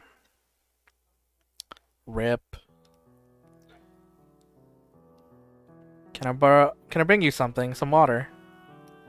If I had more than my fill of water. You don't need to wait on me hand and foot. Haha, the face says you need to distract yourself by working.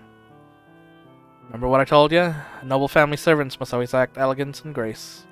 Must always maintain your composure. How can you expect me to remain composed? If I only examined the sugar more thoroughly. You never would have noticed, young lady. I examined the sugar and didn't see a bloody thing wrong with it. It's damn crafty, that's for sure. Why would he do this? His inheritance, I presume. Something must have come up and he needed money quickly. That's no reason to poison your own father. Blood is nothing but an obstacle to ambition. Or maybe he just hated me. How can anyone possibly hate you? Perhaps that could be said of me, you know. That could be said of the me you know. But when you live as long as I have, you're bound to make an enemy or two. Mine just happened to be my son. I was planning to give him everything anyway. He didn't have to do this. It would have all been his.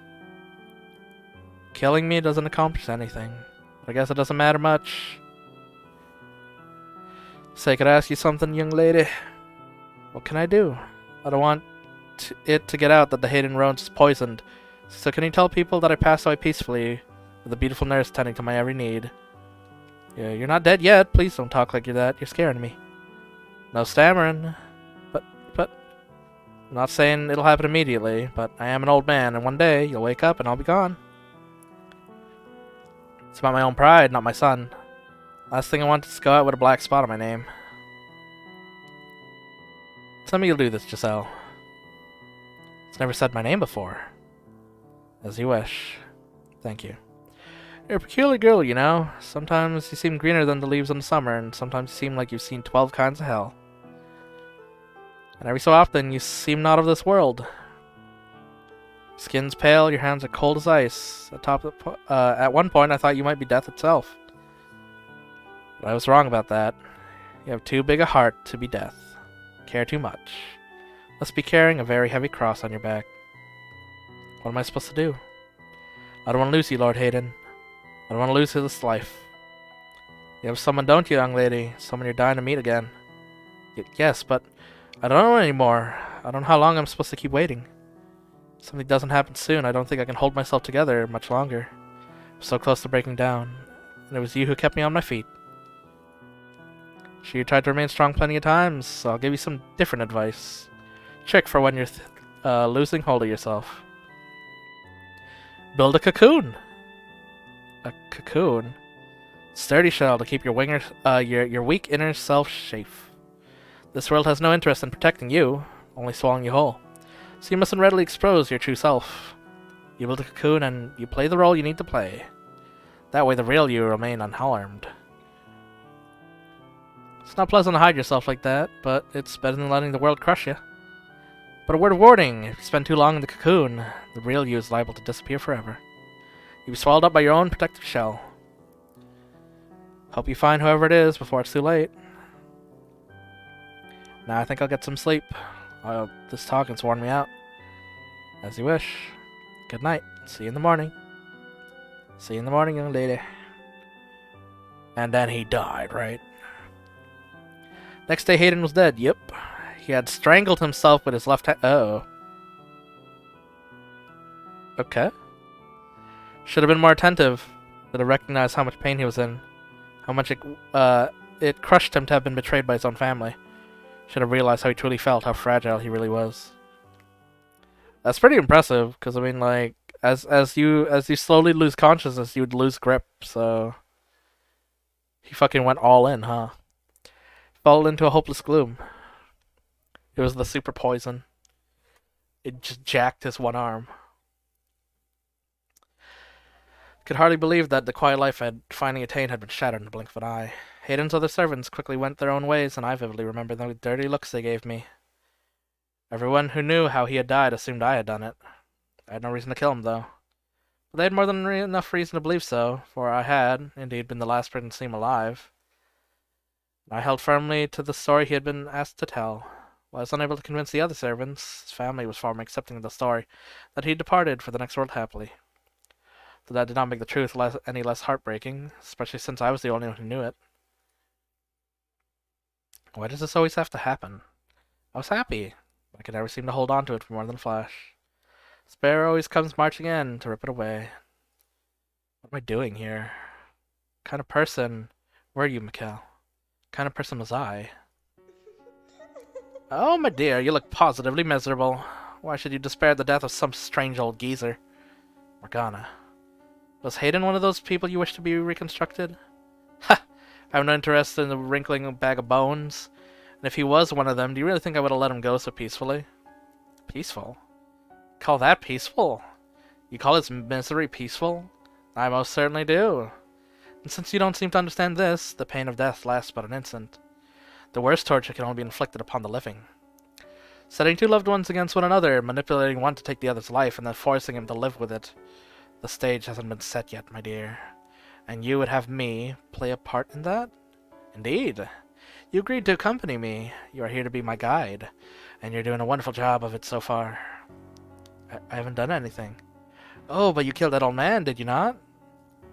Thanks to you, my wish is one step closer to fruition. What? What do you mean I killed Hayden? You mean to claim you didn't? Tell me, who was it? That put the poisoned sugar in his tea. No, I didn't mean to. Your intentions are irrelevant. Everything moves along the path forged by my wish. You shall continue to follow its will. You know what? I'm done feeling like this. I don't want anyone else to go through what Hayden did. And what are you going to do about it? I'm done listening to you. Without me, you have no influence over this world. Oh-ho. So I'll die. I'll take my own life right here now. I grabbed the nearby knife and held the tip against my breast. My hands were shaking, my heart pounding, my whole body was racked with terror, but I could have sworn I heard Morgana gasp. This was her one weakness, I thought. What do you think you're doing? Don't do this, Giselle. Don't be foolish. Put the knife down right now. I'm done trusting anything you say. Giselle, put the knife down. I miss you so very much, Mikkel. Wanted nothing more than to see you again. But if my being Morgana's guide is going to cause other people suffering, then I can't. It's all over, Morgana. Huh?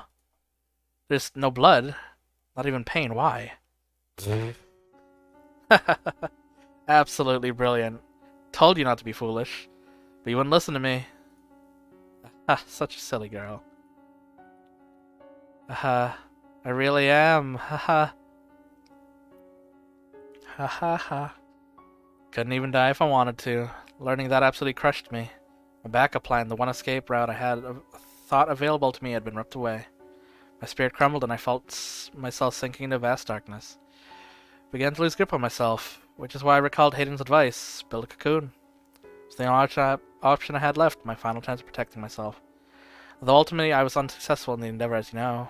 But my mind and spirit had all been lost, eroded away by years of solitude, the witch's whispers, that brief glimpse of happiness, and the eternal boundless darkness it left me in.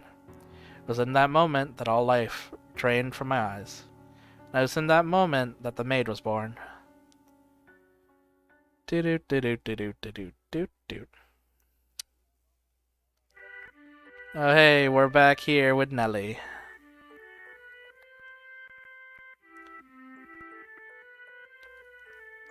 Alright.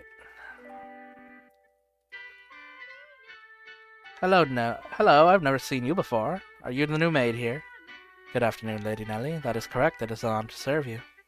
Oh, did you do all this? I did not. The garden was your grandfather, Lord Hayden's work. Wow, is grandfather a wizard? Perhaps he was. I am sure he would have been delightful to know you like it. Did grandfather like flowers? Yes, he loved them quite dearly. I love flowers too. Never seen a garden with so many pretty flowers. Did you know this kind of flower is called a rose? Just like our name. Why, yes, they do sound like that. Like the flowers, you are also a very sweet little girl. Hee hee hee. What's your favorite color of rose? I like all colors. But you don't like any the most, that's too bad. My favorite's pink. Pink roses are so pretty. Indeed they are. Ah, geez, there you are, Nelly. Oh, my apologies. Please don't mind my sister. Oh, not at all. We're having the most wonderful time. That's good. Imagine we'll be seeing each other around, so it's a pleasure to... Dear smell, let's see what's inside. Mother says I have my very own room. Slow down, Nelly. Beg your pardon.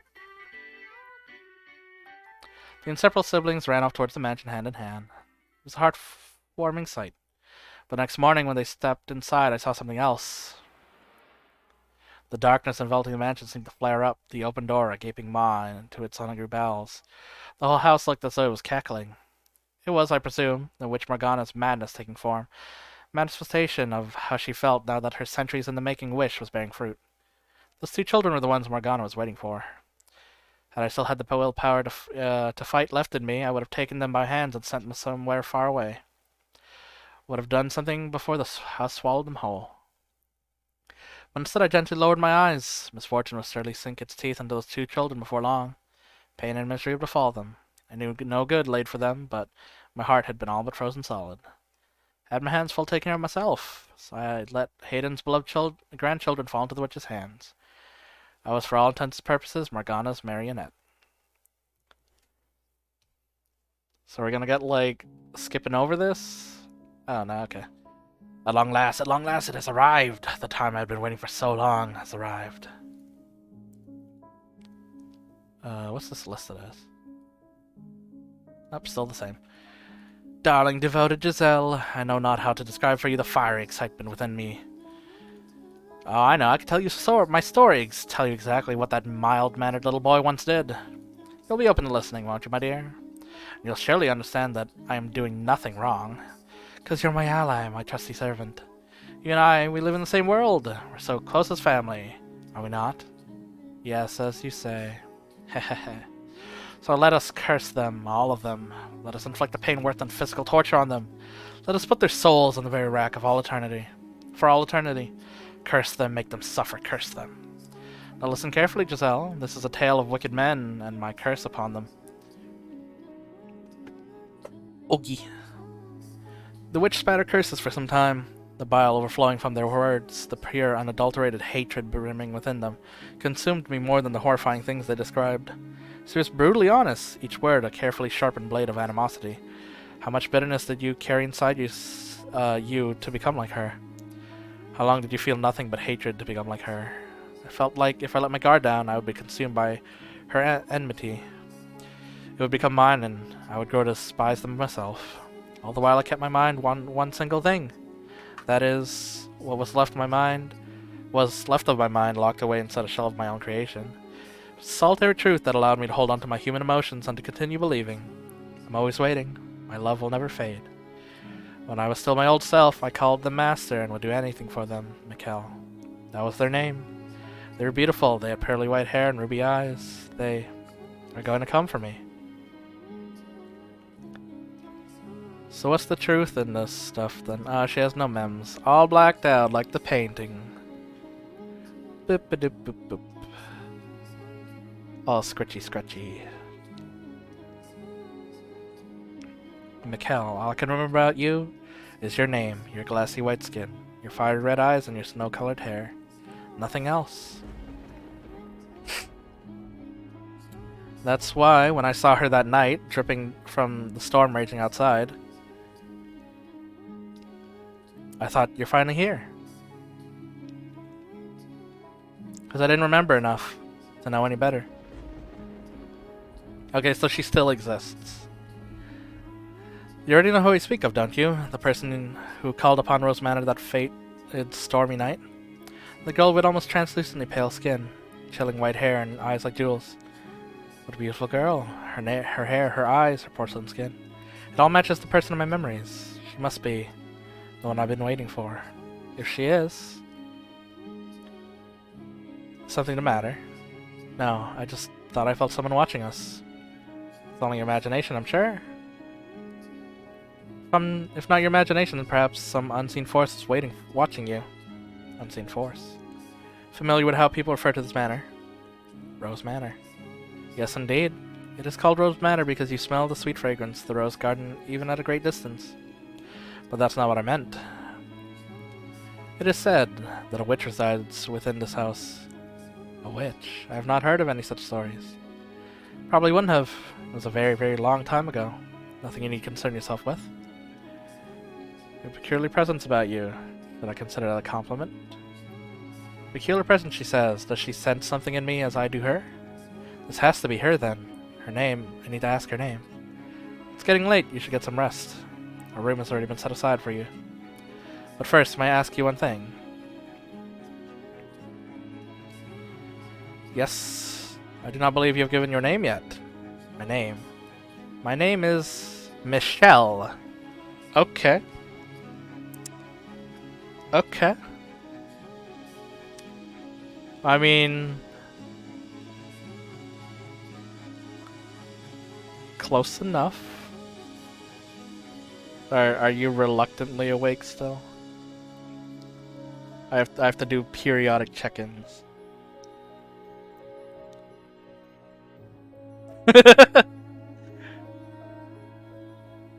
But look, it's Michelle, not Mikkel.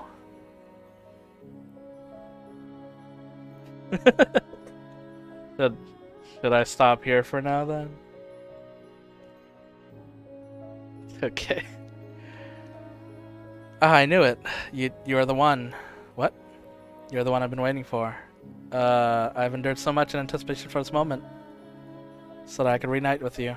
You came to this place to see me again, did you not? Held tight to those wonderful memories until you come back to me. Never gave up hope. I always believed, and hope you'll praise me for that. And I ask you to say my name. To please make me, I don't know anything about you. Sorry, you seem to be confusing me for someone else. We've never met before. Now you jest. You are Mikkel, are you not? That is my name, yes, but it's fairly common.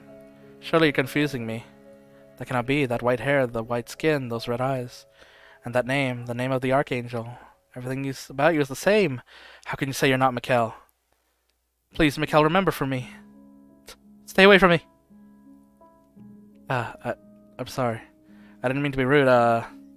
You would reject me. Sorry. I honestly don't know you. You care nothing about the time we spent together? We have not spent any time together. You deny everything. I'm sorry. I see. So you feel nothing for me anymore. You do not need to say anything, I understand. You are feeling a great deal of disgust towards me. But no, perhaps it is fear. Yes, you were always so kind. You would not easily allow yourself to succumb to the hatred.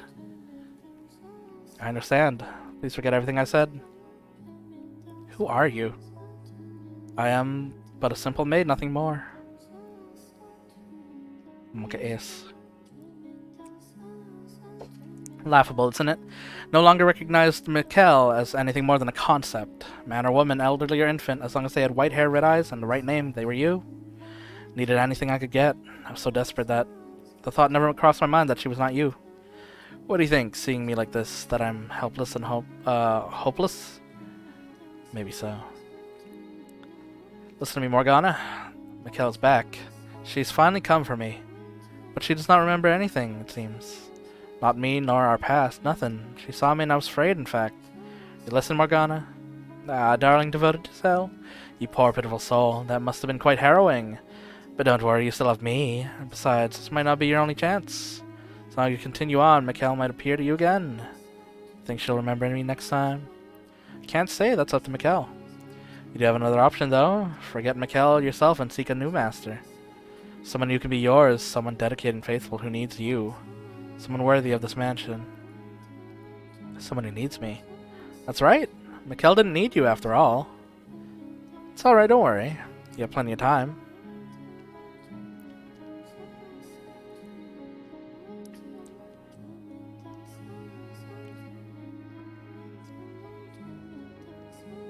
Alright, so we got all this awkward business happening. We got the same events, alright.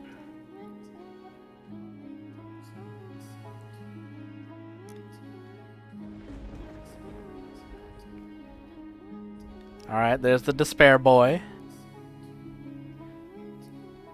There's the rain. It's raining again today. Kinda wonder what happened to him after he fled the mansion. Although I suppose it doesn't matter much to me.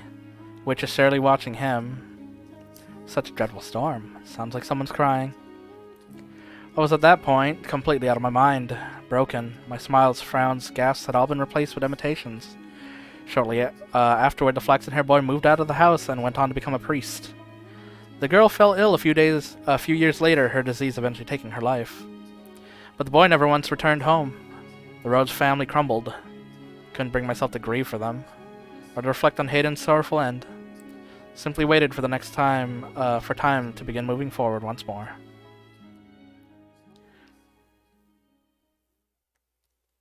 Alright, so it should be 1707, alright. Little remains to be said about my broken self. The second visitor. But as stated as we began, it's the Maid's Tale, so I would like to take this opportunity to elaborate on events I was unable to show you before. That's, if you can bear listening to such a dismal, miserable tale. Already told you about my meeting with the beast, so I began the second tale from here. After Bestia slaughtered the merchant who showed up the mansion, his mad laughter echoed through the halls. Yukimasa, ha hee hee ha hee ha hee. Oh, that's loud and flashy. Ugh. How did you hear that? Did you hear his screams? He said I was a monster. Haha. A mutilated body lay sprawled across the living room floor. As you can imagine, that was my first time ever seeing such a bloody, mangled corpse. Could not look directly at it, so I averted my eyes. Hey, you saw it. I just proved that beasts are stronger than humans. Indeed you did. I know, I've got a great idea. Yes, if I wanted to become the master. And I said I did. Which means you work for me right now, isn't it? So you'll do whatever I tell you, won't you? What would you have me do? Chop up his arms and legs and make a stew out of him. And don't you hesitate or you'll end up like him. Yes, master. He's trying to assert his total dominance over me. That's not proper behavior for the master. Although I am the one who offered him the role. Do it. He's an utterly mad beast. But am I really that different? There's blood all over my hands. Sound like someone's laughing. Is it him or is it her? No matter what happens, won't affect me. Cocoon's not the real me.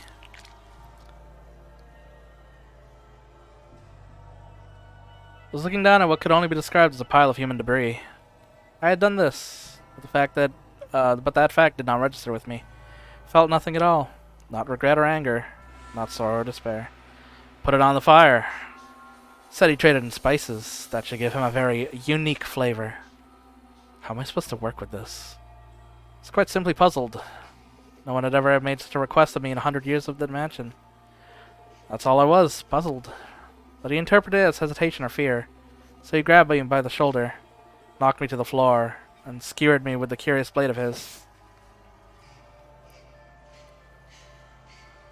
For the first few moments, he wore that deranged grin, but as seconds passed, it slowly transformed into shock. Not a drop of blood spilled from my breast. In the hesitant instant he realized it, I saw revulsion in his eyes. Him, of all people. Man who cackled as he slaughtered others, was disgusted by a mere maid. It was absurd. So much so, I almost wanted to cry. Hehehe. You said all, master. Are you not going to dismember me? You could try stabbing my face or my neck or my stomach or any other part of me. Maybe then I might die. Oh, now don't look at me like I'm a sick, exotic creature. Ha ha ha ha ha ha ha. Stop that. Quit laughing. Why should I? My only distinctive feature is my smile. I have nothing else. My hands are covered in blood, but I guess a smile. Hee hee. It's ridiculous. I get it now. You're the witch, aren't you? Ah, I see. Only monsters ever had place here. Every so often I hear a woman's voice in my head. That's you, isn't it? You're the witch. Monster witch maid. What am I? Who is Giselle? Mikhail said she was spirited. Tudor herself, that she often laughed and cried and shouted. Oh, naked haze. But I don't know anyone like that. I'm just a maid, nothing more than a servant. The woman's voice he said he heard was probably the real witch, but I had no interest in that. I almost would have preferred not having to think about anything else at all. Nothing would cause me to waver if my head was empty. Nothing would cause me to waver if my head was empty. World without joy, sorrow was quite wonderful. But nothing ever went the way I planned. For the white-haired girl, whom I thought I would never see again, appeared before me once more. I was quite nearly in a panic.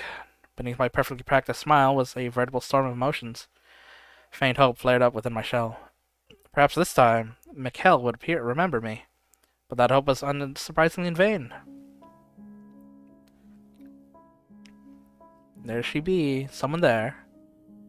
Yes, I came by to ask if there was anything you needed.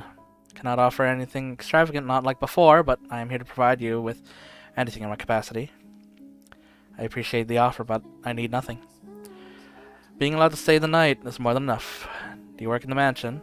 Yes, I do. I have been for a very long time. Very long time? You might think this is an odd question, but have we met before? Something about you seems familiar. And I get the feeling I've been in this mansion before. Yes, we have.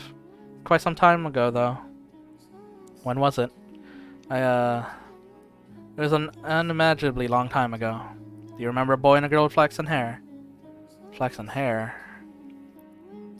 I apologize. My memory fails me. Do you remember me either? I was afraid of this. She doesn't remember anything about this time either. But I will not be so pushy this time. Cannot bear to be so blatantly rejected again. I see. You should probably not push yourself to remember then. There were joyous times, but there were much less than joyous times. Would you be so kind to answer one thing? What might your name be? My name is Michelle. White hair, red eyes, and name Mikhail. Why must you always continue to bring me pain? Why can you not set me free as you were supposed to? I see. So you're Mikhail again. Again? You should get some rest. I'll make tea for you in the morning. Also, close your eyes. The white-haired girl lay so quietly in her bed, I could tell not whether she was awake or asleep. Even the sound of her breathing was too faint to hear. Standing over her, looking down at her, the locked-away despair and walls of lamentation I thought myself no longer capable of came bubbling back to the surface. But can you honestly blame me? I've been waiting for Mikhail for so long. She was the one thing holding me up. She was the one thing keeping my broken self from falling apart completely. Yet she claimed not to remember me. Did you pity her? Having to go through tragedy after tragedy again? But every time she showed up, she said she did not know me, bringing me more and more grief. I've been waiting for hundreds of years, waiting for her for so long, my mind slipping away with every passing day, waiting and waiting and waiting. My apologies. I have to be careful or I'll slip back to what I was then. If you weren't here holding my hand now, tell me, you are Mikhail, aren't you? That's a relief to hear. Yes, thank you, I'm alright. Do you think I'm as muddled as I feel? Let us return to the tale then. You don't know what it feels like. You don't know how much it hurts for someone you've been waiting for so long to say they don't know you. You have no idea how it crushes me. Rather than feel like this anymore, maybe I should just end it all with my own hands. I reached my hands out towards her slender neck. I was not an especially strong woman, but I thought I would be able to suffocate her with relative ease. She was blind, at that, so she wouldn't be able to run. However, that was the one thing I could not bring myself to do. I can't do it.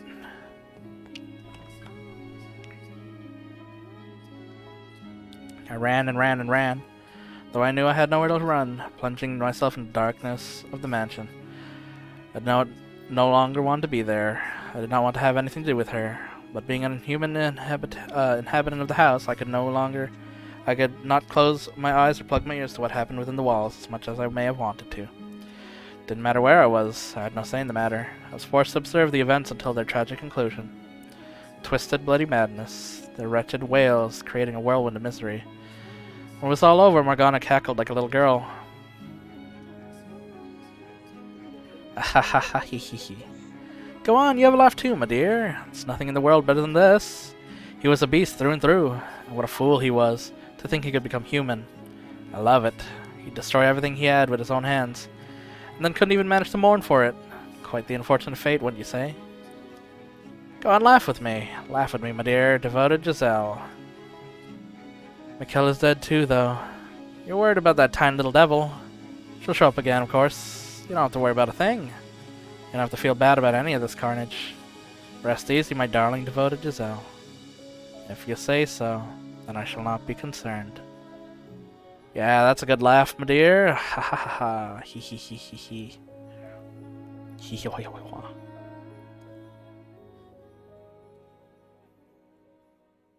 Alright, next period. Time to go to the steampunk boys. I apologize for making you listen to my dreadful stories for so long. You must be quite weary by them now. Yeah, kinda. Kinda. What was the previous one listed as? Descent, and then now it's Breakdown. Are you feeling the breakdown?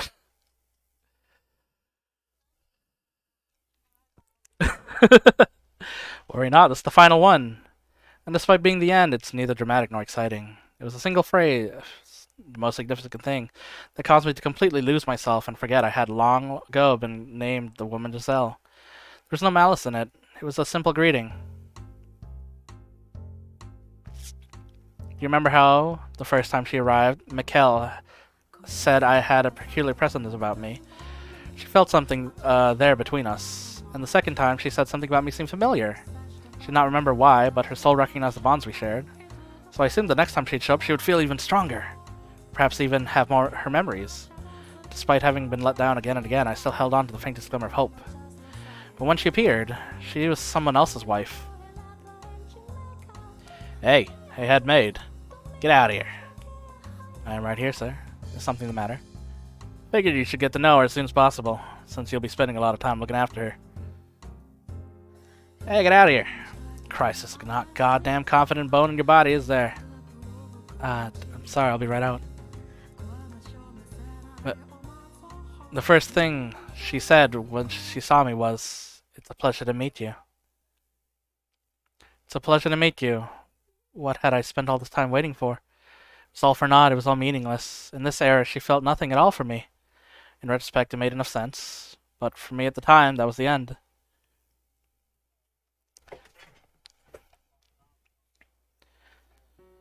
Morgana, Morgana! Cast me into darkness. Make me a formless being like you. I don't want to be here another second. I don't want to look at her ever again. Morgana, please listen to me. I'm begging you. Now, what's the matter, my dear? It's not like you to throw a tantrum. Can't take it anymore. Can't do this. Mikkel again. Ah, you poor thing. Betrayed 3 times now. Morgana, you pitiful girl. Don't groan like you have been having a bad dream, my dear. I am here for you. Please, Morgana, erase me from existence. If you go away, then I will be all alone. And that would be absolutely dreadful. But Tell me, what torments you so, my dear? What? Mikkel, whom I've been waiting for so long, doesn't... Oh, you poor thing. You've spent so long riding the currents of time that you've lost sight of yourself. What? You've convinced yourself that someone else's story is your own. Someone else's? Yes, indeed. Such a beautiful, tragic tale you fell in love with. It resonated so deeply with you that you felt their pain as if it were your own. What are you talking about? I wanted to tell you, my dear, but you were so utterly convinced it happened to you that I couldn't bring myself to take it away. And what about Mikkel? She's not the one you've been waiting for. And you are not hers either. Then what about Giselle? That is not your name. Then who am I? Who are you? Ah, that's a very silly question. You're this mansion's cursed witch. I'm the witch? That you are. You're both the maid and the witch. But how? Do you truly believe that someone who has eternal life doesn't bleed when they're cut and who can smile no matter what happens isn't a witch? How much of this Giselle's memories do you actually possess, my dear? How clearly can you remember her life? Can't, can ya? You don't know what kind of story Giselle and Mikkel wove. And you wouldn't because you're merely an onlooker. Much like you are now for this present tale. And by contrast, how much of the witch's story do you know? You should know it very well. Yeah, but that's because... No, and my telling it to you is not the reason. The details are rooted deep within your memory. Then I'm... That's right, you are the cursed witch Morgana. But you... I am you.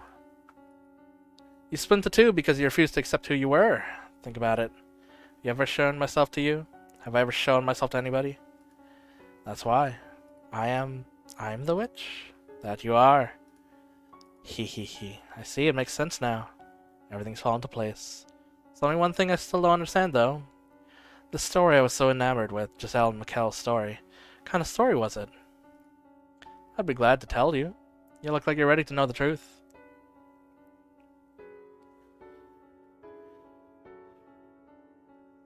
I believed every word she said. All my worries melted away like they were nothing. The sight of the white-haired girl no longer kicked up waves in my heart. In fact, I found myself wishing for her to find happiness. I was an observer, watching and hoping for the best. The tragedy that befell her did sadden me, but I felt like, for her, it felt bad for her like I would for a character in a story.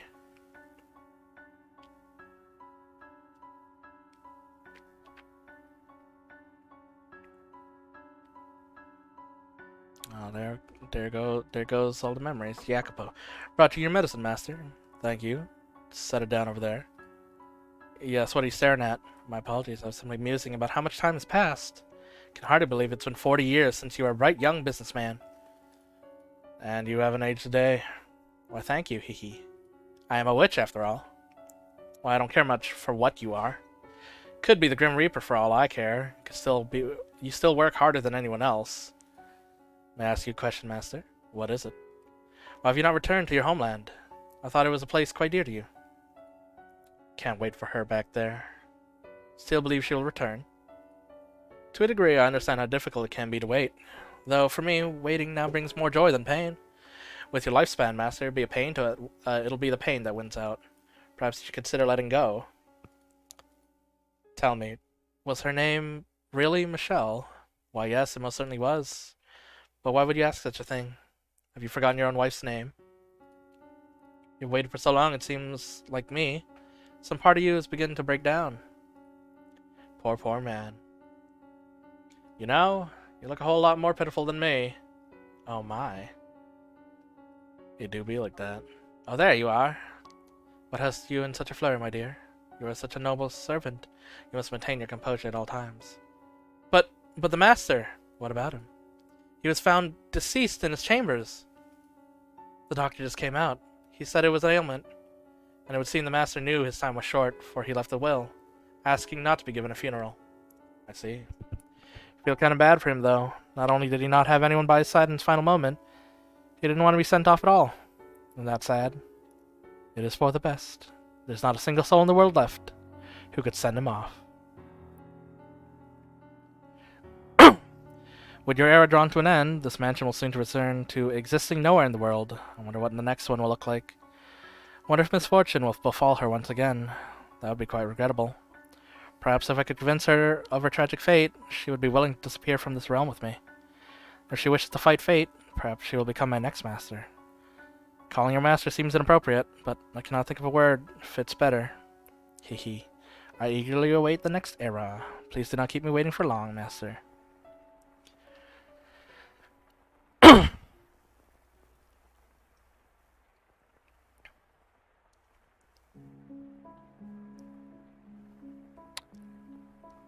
Time pressed onward, and then at long last you arrived.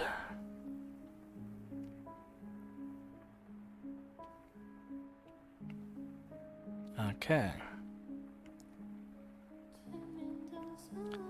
The final visitor. Oh, splendid, you've finally woken. Have simply been waiting for so long for this moment, tending to the mansion all by my lonesome, ensuring it is ready for your return, master, whenever that time may be. When I caught sight of you through the window, my heart fluttered. The time had already arrived. Oh my, you do not know who I am. Do you not know who you are either? That's quite the predicament. And how about this? I am a servant of this mansion, and as such I am familiar with the many incidents taking place here. I shall show you the history of this house. Let's be off. Fear not, I merely entreat you not let go of my hand. If you hold it tightly, you need not worry about being washed away to the waves of history. No matter what happens, you mustn't let go. Well, there go be the shadow boy.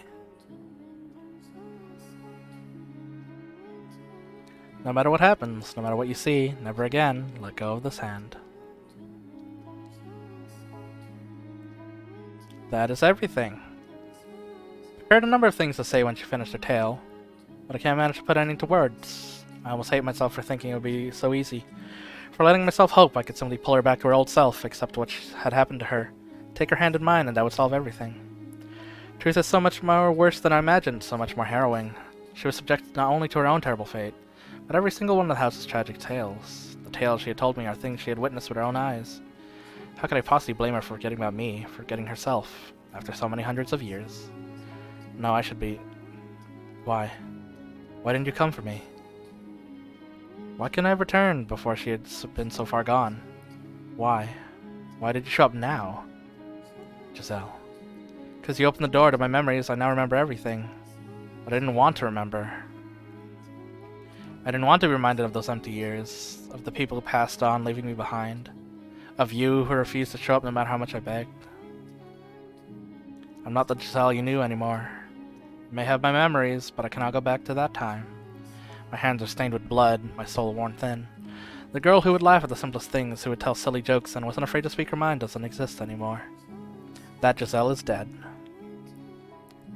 How can you say I'm the same girl? How can you say I feel the same way I did? How can you be sure that even now, I still love you? Can you deny the possibility that I no longer yearn for you?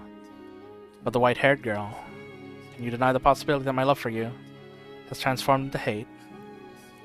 She brings her hands up down towards my throat, and I make no attempt to move out of her way. When her fingers brush against my skin, they feel as frigid as death itself, far colder than anything I have ever felt from her thus far. She would wrap her hands around my neck. She wouldn't even have to squeeze to stop me from breathing. This is the fork in the road. One word decides everything. I don't have much time. I have to say something before the cold robs me of my voice. Deny it? I wanted to deny it. She may have forgotten me, but what she felt still remains, as evidence of her attraction to the white-haired girl, who had many physical similarities to me. Her feelings are still there, I sincerely believe that, but her arctic gaze caused me to waver for the briefest moment. Perhaps I only want to die myself, my own selfish reasons. It was only a few short seconds, but those seconds decided it all. Farewell, Mikhail. She slid her slender fingers around my throat, then gently shoved me back. Giselle. Did I fail because I didn't click fast enough? Did I actually? I wanted to like save, and then it was like, but I couldn't deny it. I'm like, what? I'm falling, sinking into my own darkness. I reach my hand out, but cannot grasp anything. Her hand, the hand I held for so long, is so far away. Try to shout, but nothing comes out. I can neither answer her original question, nor say her name. Down and down, into the infinite void. Darkness consumes everything. My voice, my hands. I failed to a QTE. It's like a David Cage game. My very being. My conscious, her gaze, my conscience slipping away. Why did I could have wished I at least told you that I still loved you, even if you did not love me.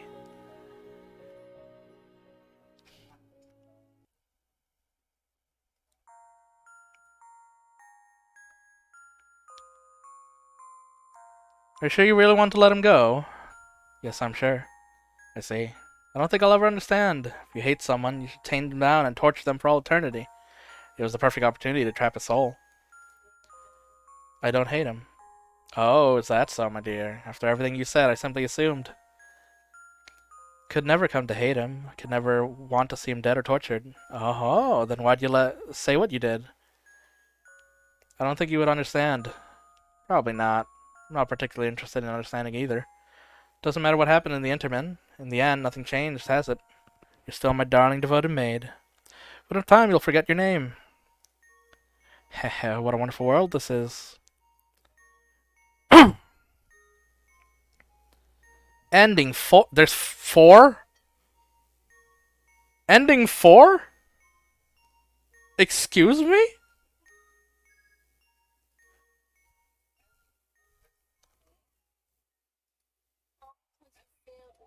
Cause I failed the QTE ending 4? I'm assuming the previous endings were like the take her hand and the give up. Ending 4? I didn't get an achievement for it though. Alright. Let's skippity scoop. I don't know. It would be a spoiler achievement if anything. Alright. Why didn't you come for me? Here comes the hand, and I have to click the deny real quick.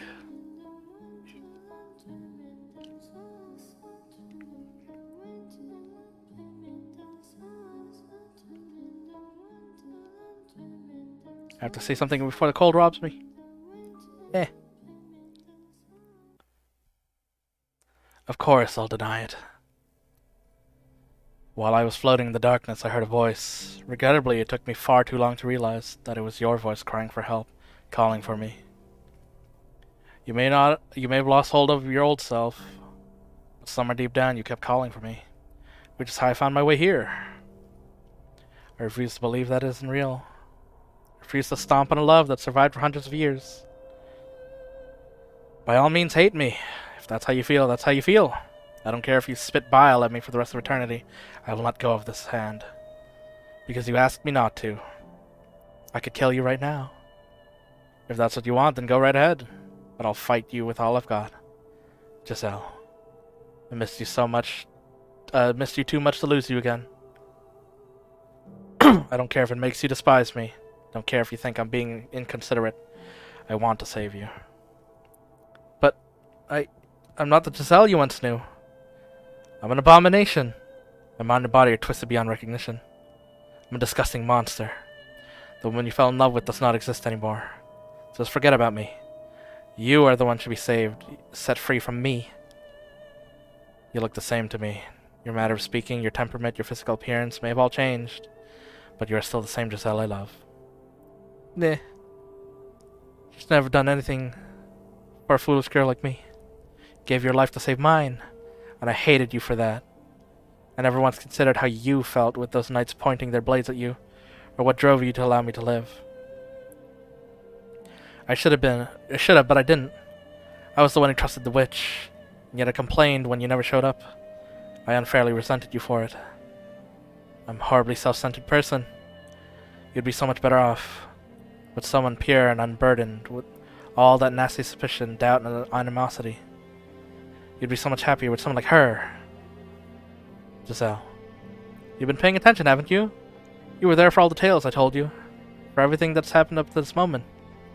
So you should know how loathsome a woman I am. Too weak to even keep yourself together.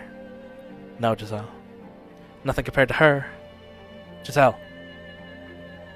See, you haven't changed one bit. You still get louder and louder the more you lose your temper. Why do you feel the need to compare yourself to her? Because she's a better match for you. Giselle, I want you to listen very carefully to what I'm about to say.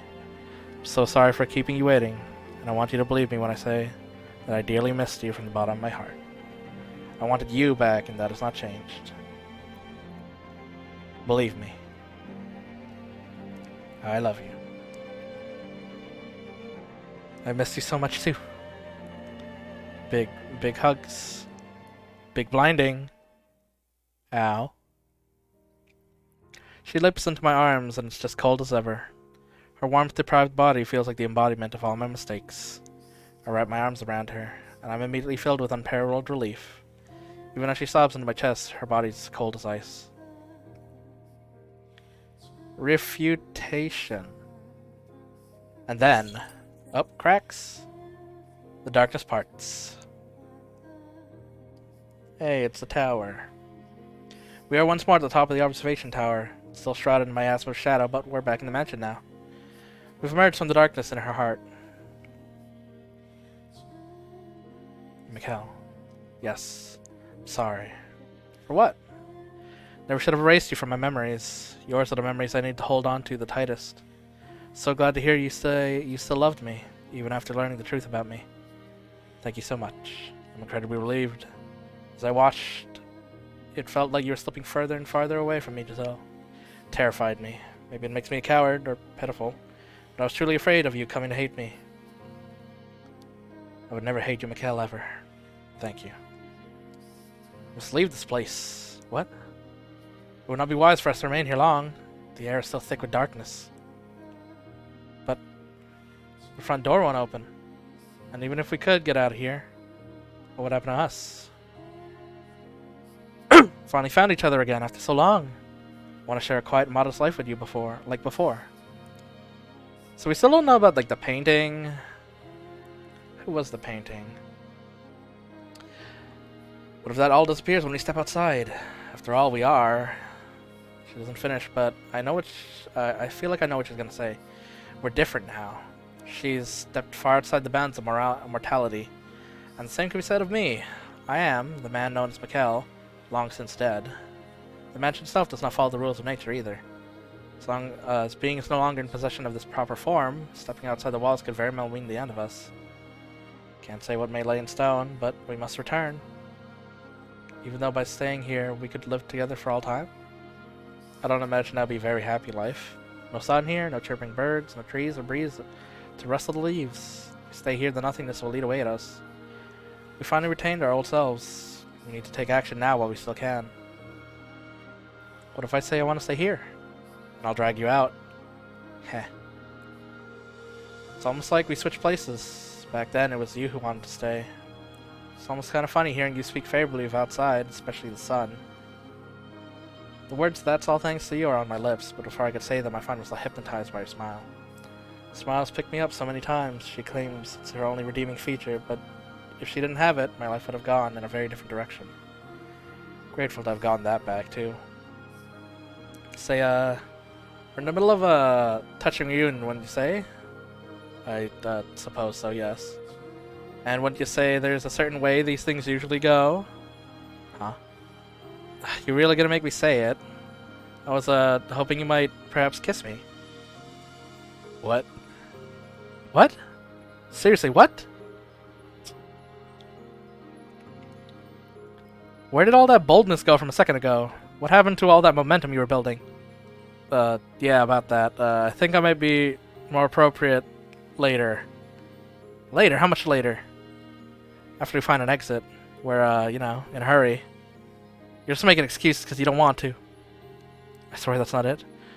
Giselle, let's save that for when things aren't as crazy.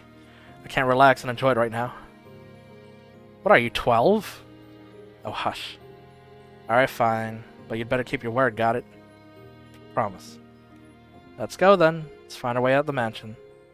There, our frozen time should begin moving again. That's hopefully where our future waits. It will be. No, we'll make it so. Yes, we will.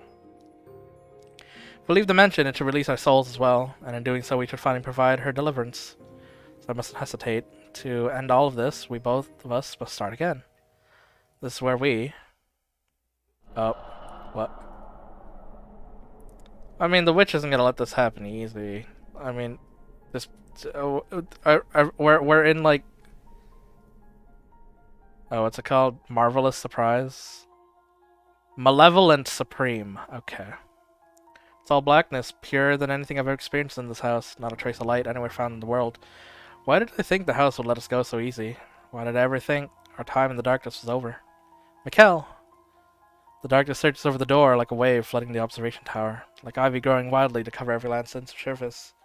Consuming, defiling, eroding, our fingers slip apart, and concentrated rancor rains down upon us. Ah, how hideous a world this is. Oh no, Mikkel. Please, please. Oh no, dramatic reach. Don't let go of my hand. I tried, man. Giselle, Mikkel. Said I would never let go again. I said I would let her, get her out of this place. I swore I would. But as hard as I try to stretch, can't reach her hand. Oh no, it zoomed out. Help, Mikkel. I can't move my body. I went out of my way to give you a beautiful tragedy, so why must you stubbornly insist on their ugliness? The more you struggle, my dear, the thicker and more palpable your filthiness becomes. That's sickening, wouldn't you agree? Shall we spat her bile with a song-like cadence, singing like a little girl, chirping like a morning bird. She celebrates misery. She watches for the worst possible moment to let out a cackle. Morgana! Oh no, it's a ghost girl. It's a spooky ghost girl.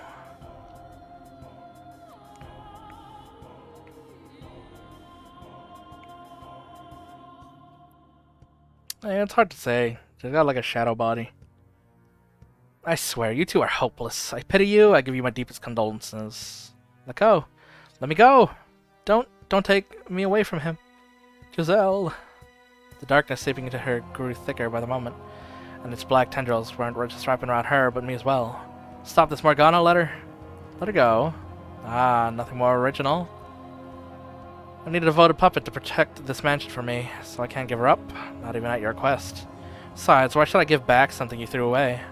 Something you abandoned again and again? What are you talking about? Still haven't figured it out, my dear. Or are you just feigning ignorance for your own convenience?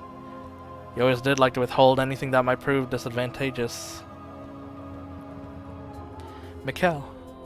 Jill, give me your hand. Reach harder. Reach as hard as you can. Grab my hand. I can't do it. It's like I'm tied up. I can't move at all. She's right there. She waited for hundreds of years for me. Finally managed to reclaim herself, and she's right there. So why can't my hand go any further? Why can't I reach her wrist, even though her hand or even a strand of her flowing hair? Why can't I get her back? Mikkel. Her voice is growing fainter and more distant. The darkness shrouds, taking her away from me. Her arms, her fingers, the hands she led me with, her smiling face, her once growing grin, and her now modest smile. The witch's darkness is stealing every ounce bit of her. Oh no, it's getting darker. Mikkel. Yep, there it goes. Stop. Please, don't do this. Take me instead of her. Why does it have to be her? Why her? Morgana?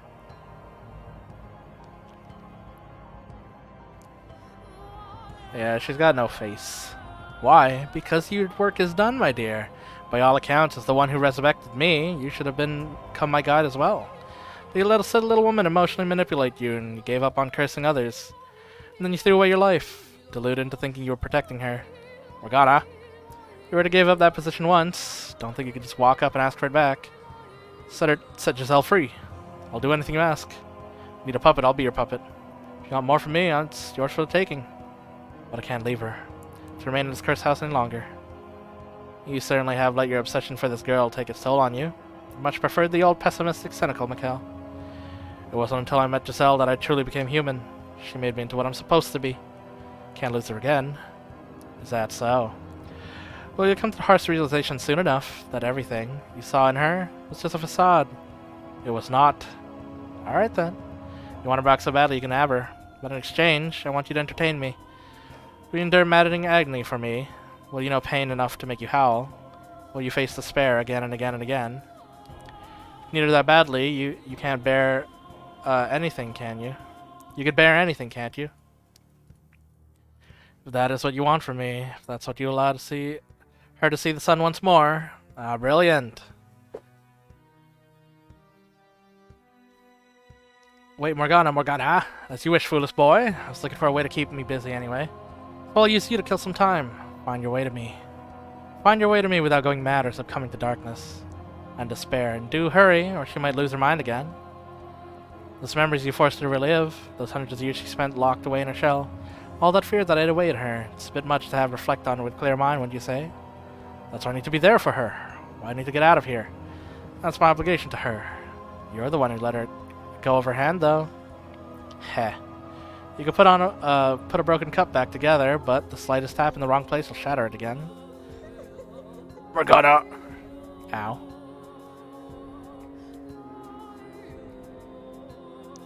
The witch's cackling fades into the distance. My outstretched hand is completely enveloped in shadow. Can't even make the slightest faint outline. And I can't tell if I'm sinking floating or being pushed along some invisible stream.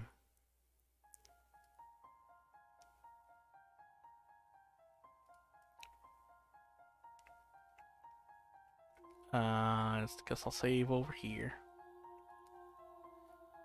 We're falling with incredible speed. My eyes are open, but can detect nothing. The complete lack of sound is almost painful. Nothing, anything, anywhere, void. My consciousness begins to drift. Vague remnants of the feeling of her hand in mine are the only link to reality, my one and only landmark.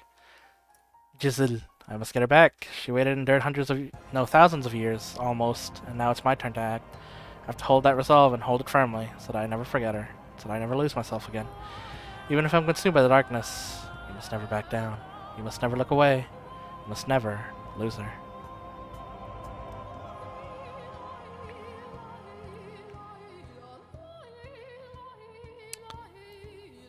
The House of Fata Morgana.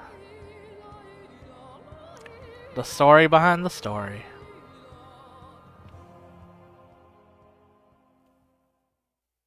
The Maid's Tale. Hey, Master. Hello? Is anyone there, Master? Oh, good. Welcome back. What's gone into you? Thought you'd fallen asleep with your eyes open. I'm not accustomed to people needing my attention, or I suppose talking face to face at all. This is my mansion. Giselle's right in front of me, smiling like she always did. Smiling for me. You're not hurt. Giselle. Yeah, I've been alone for 10 years, but now I'm living here with you.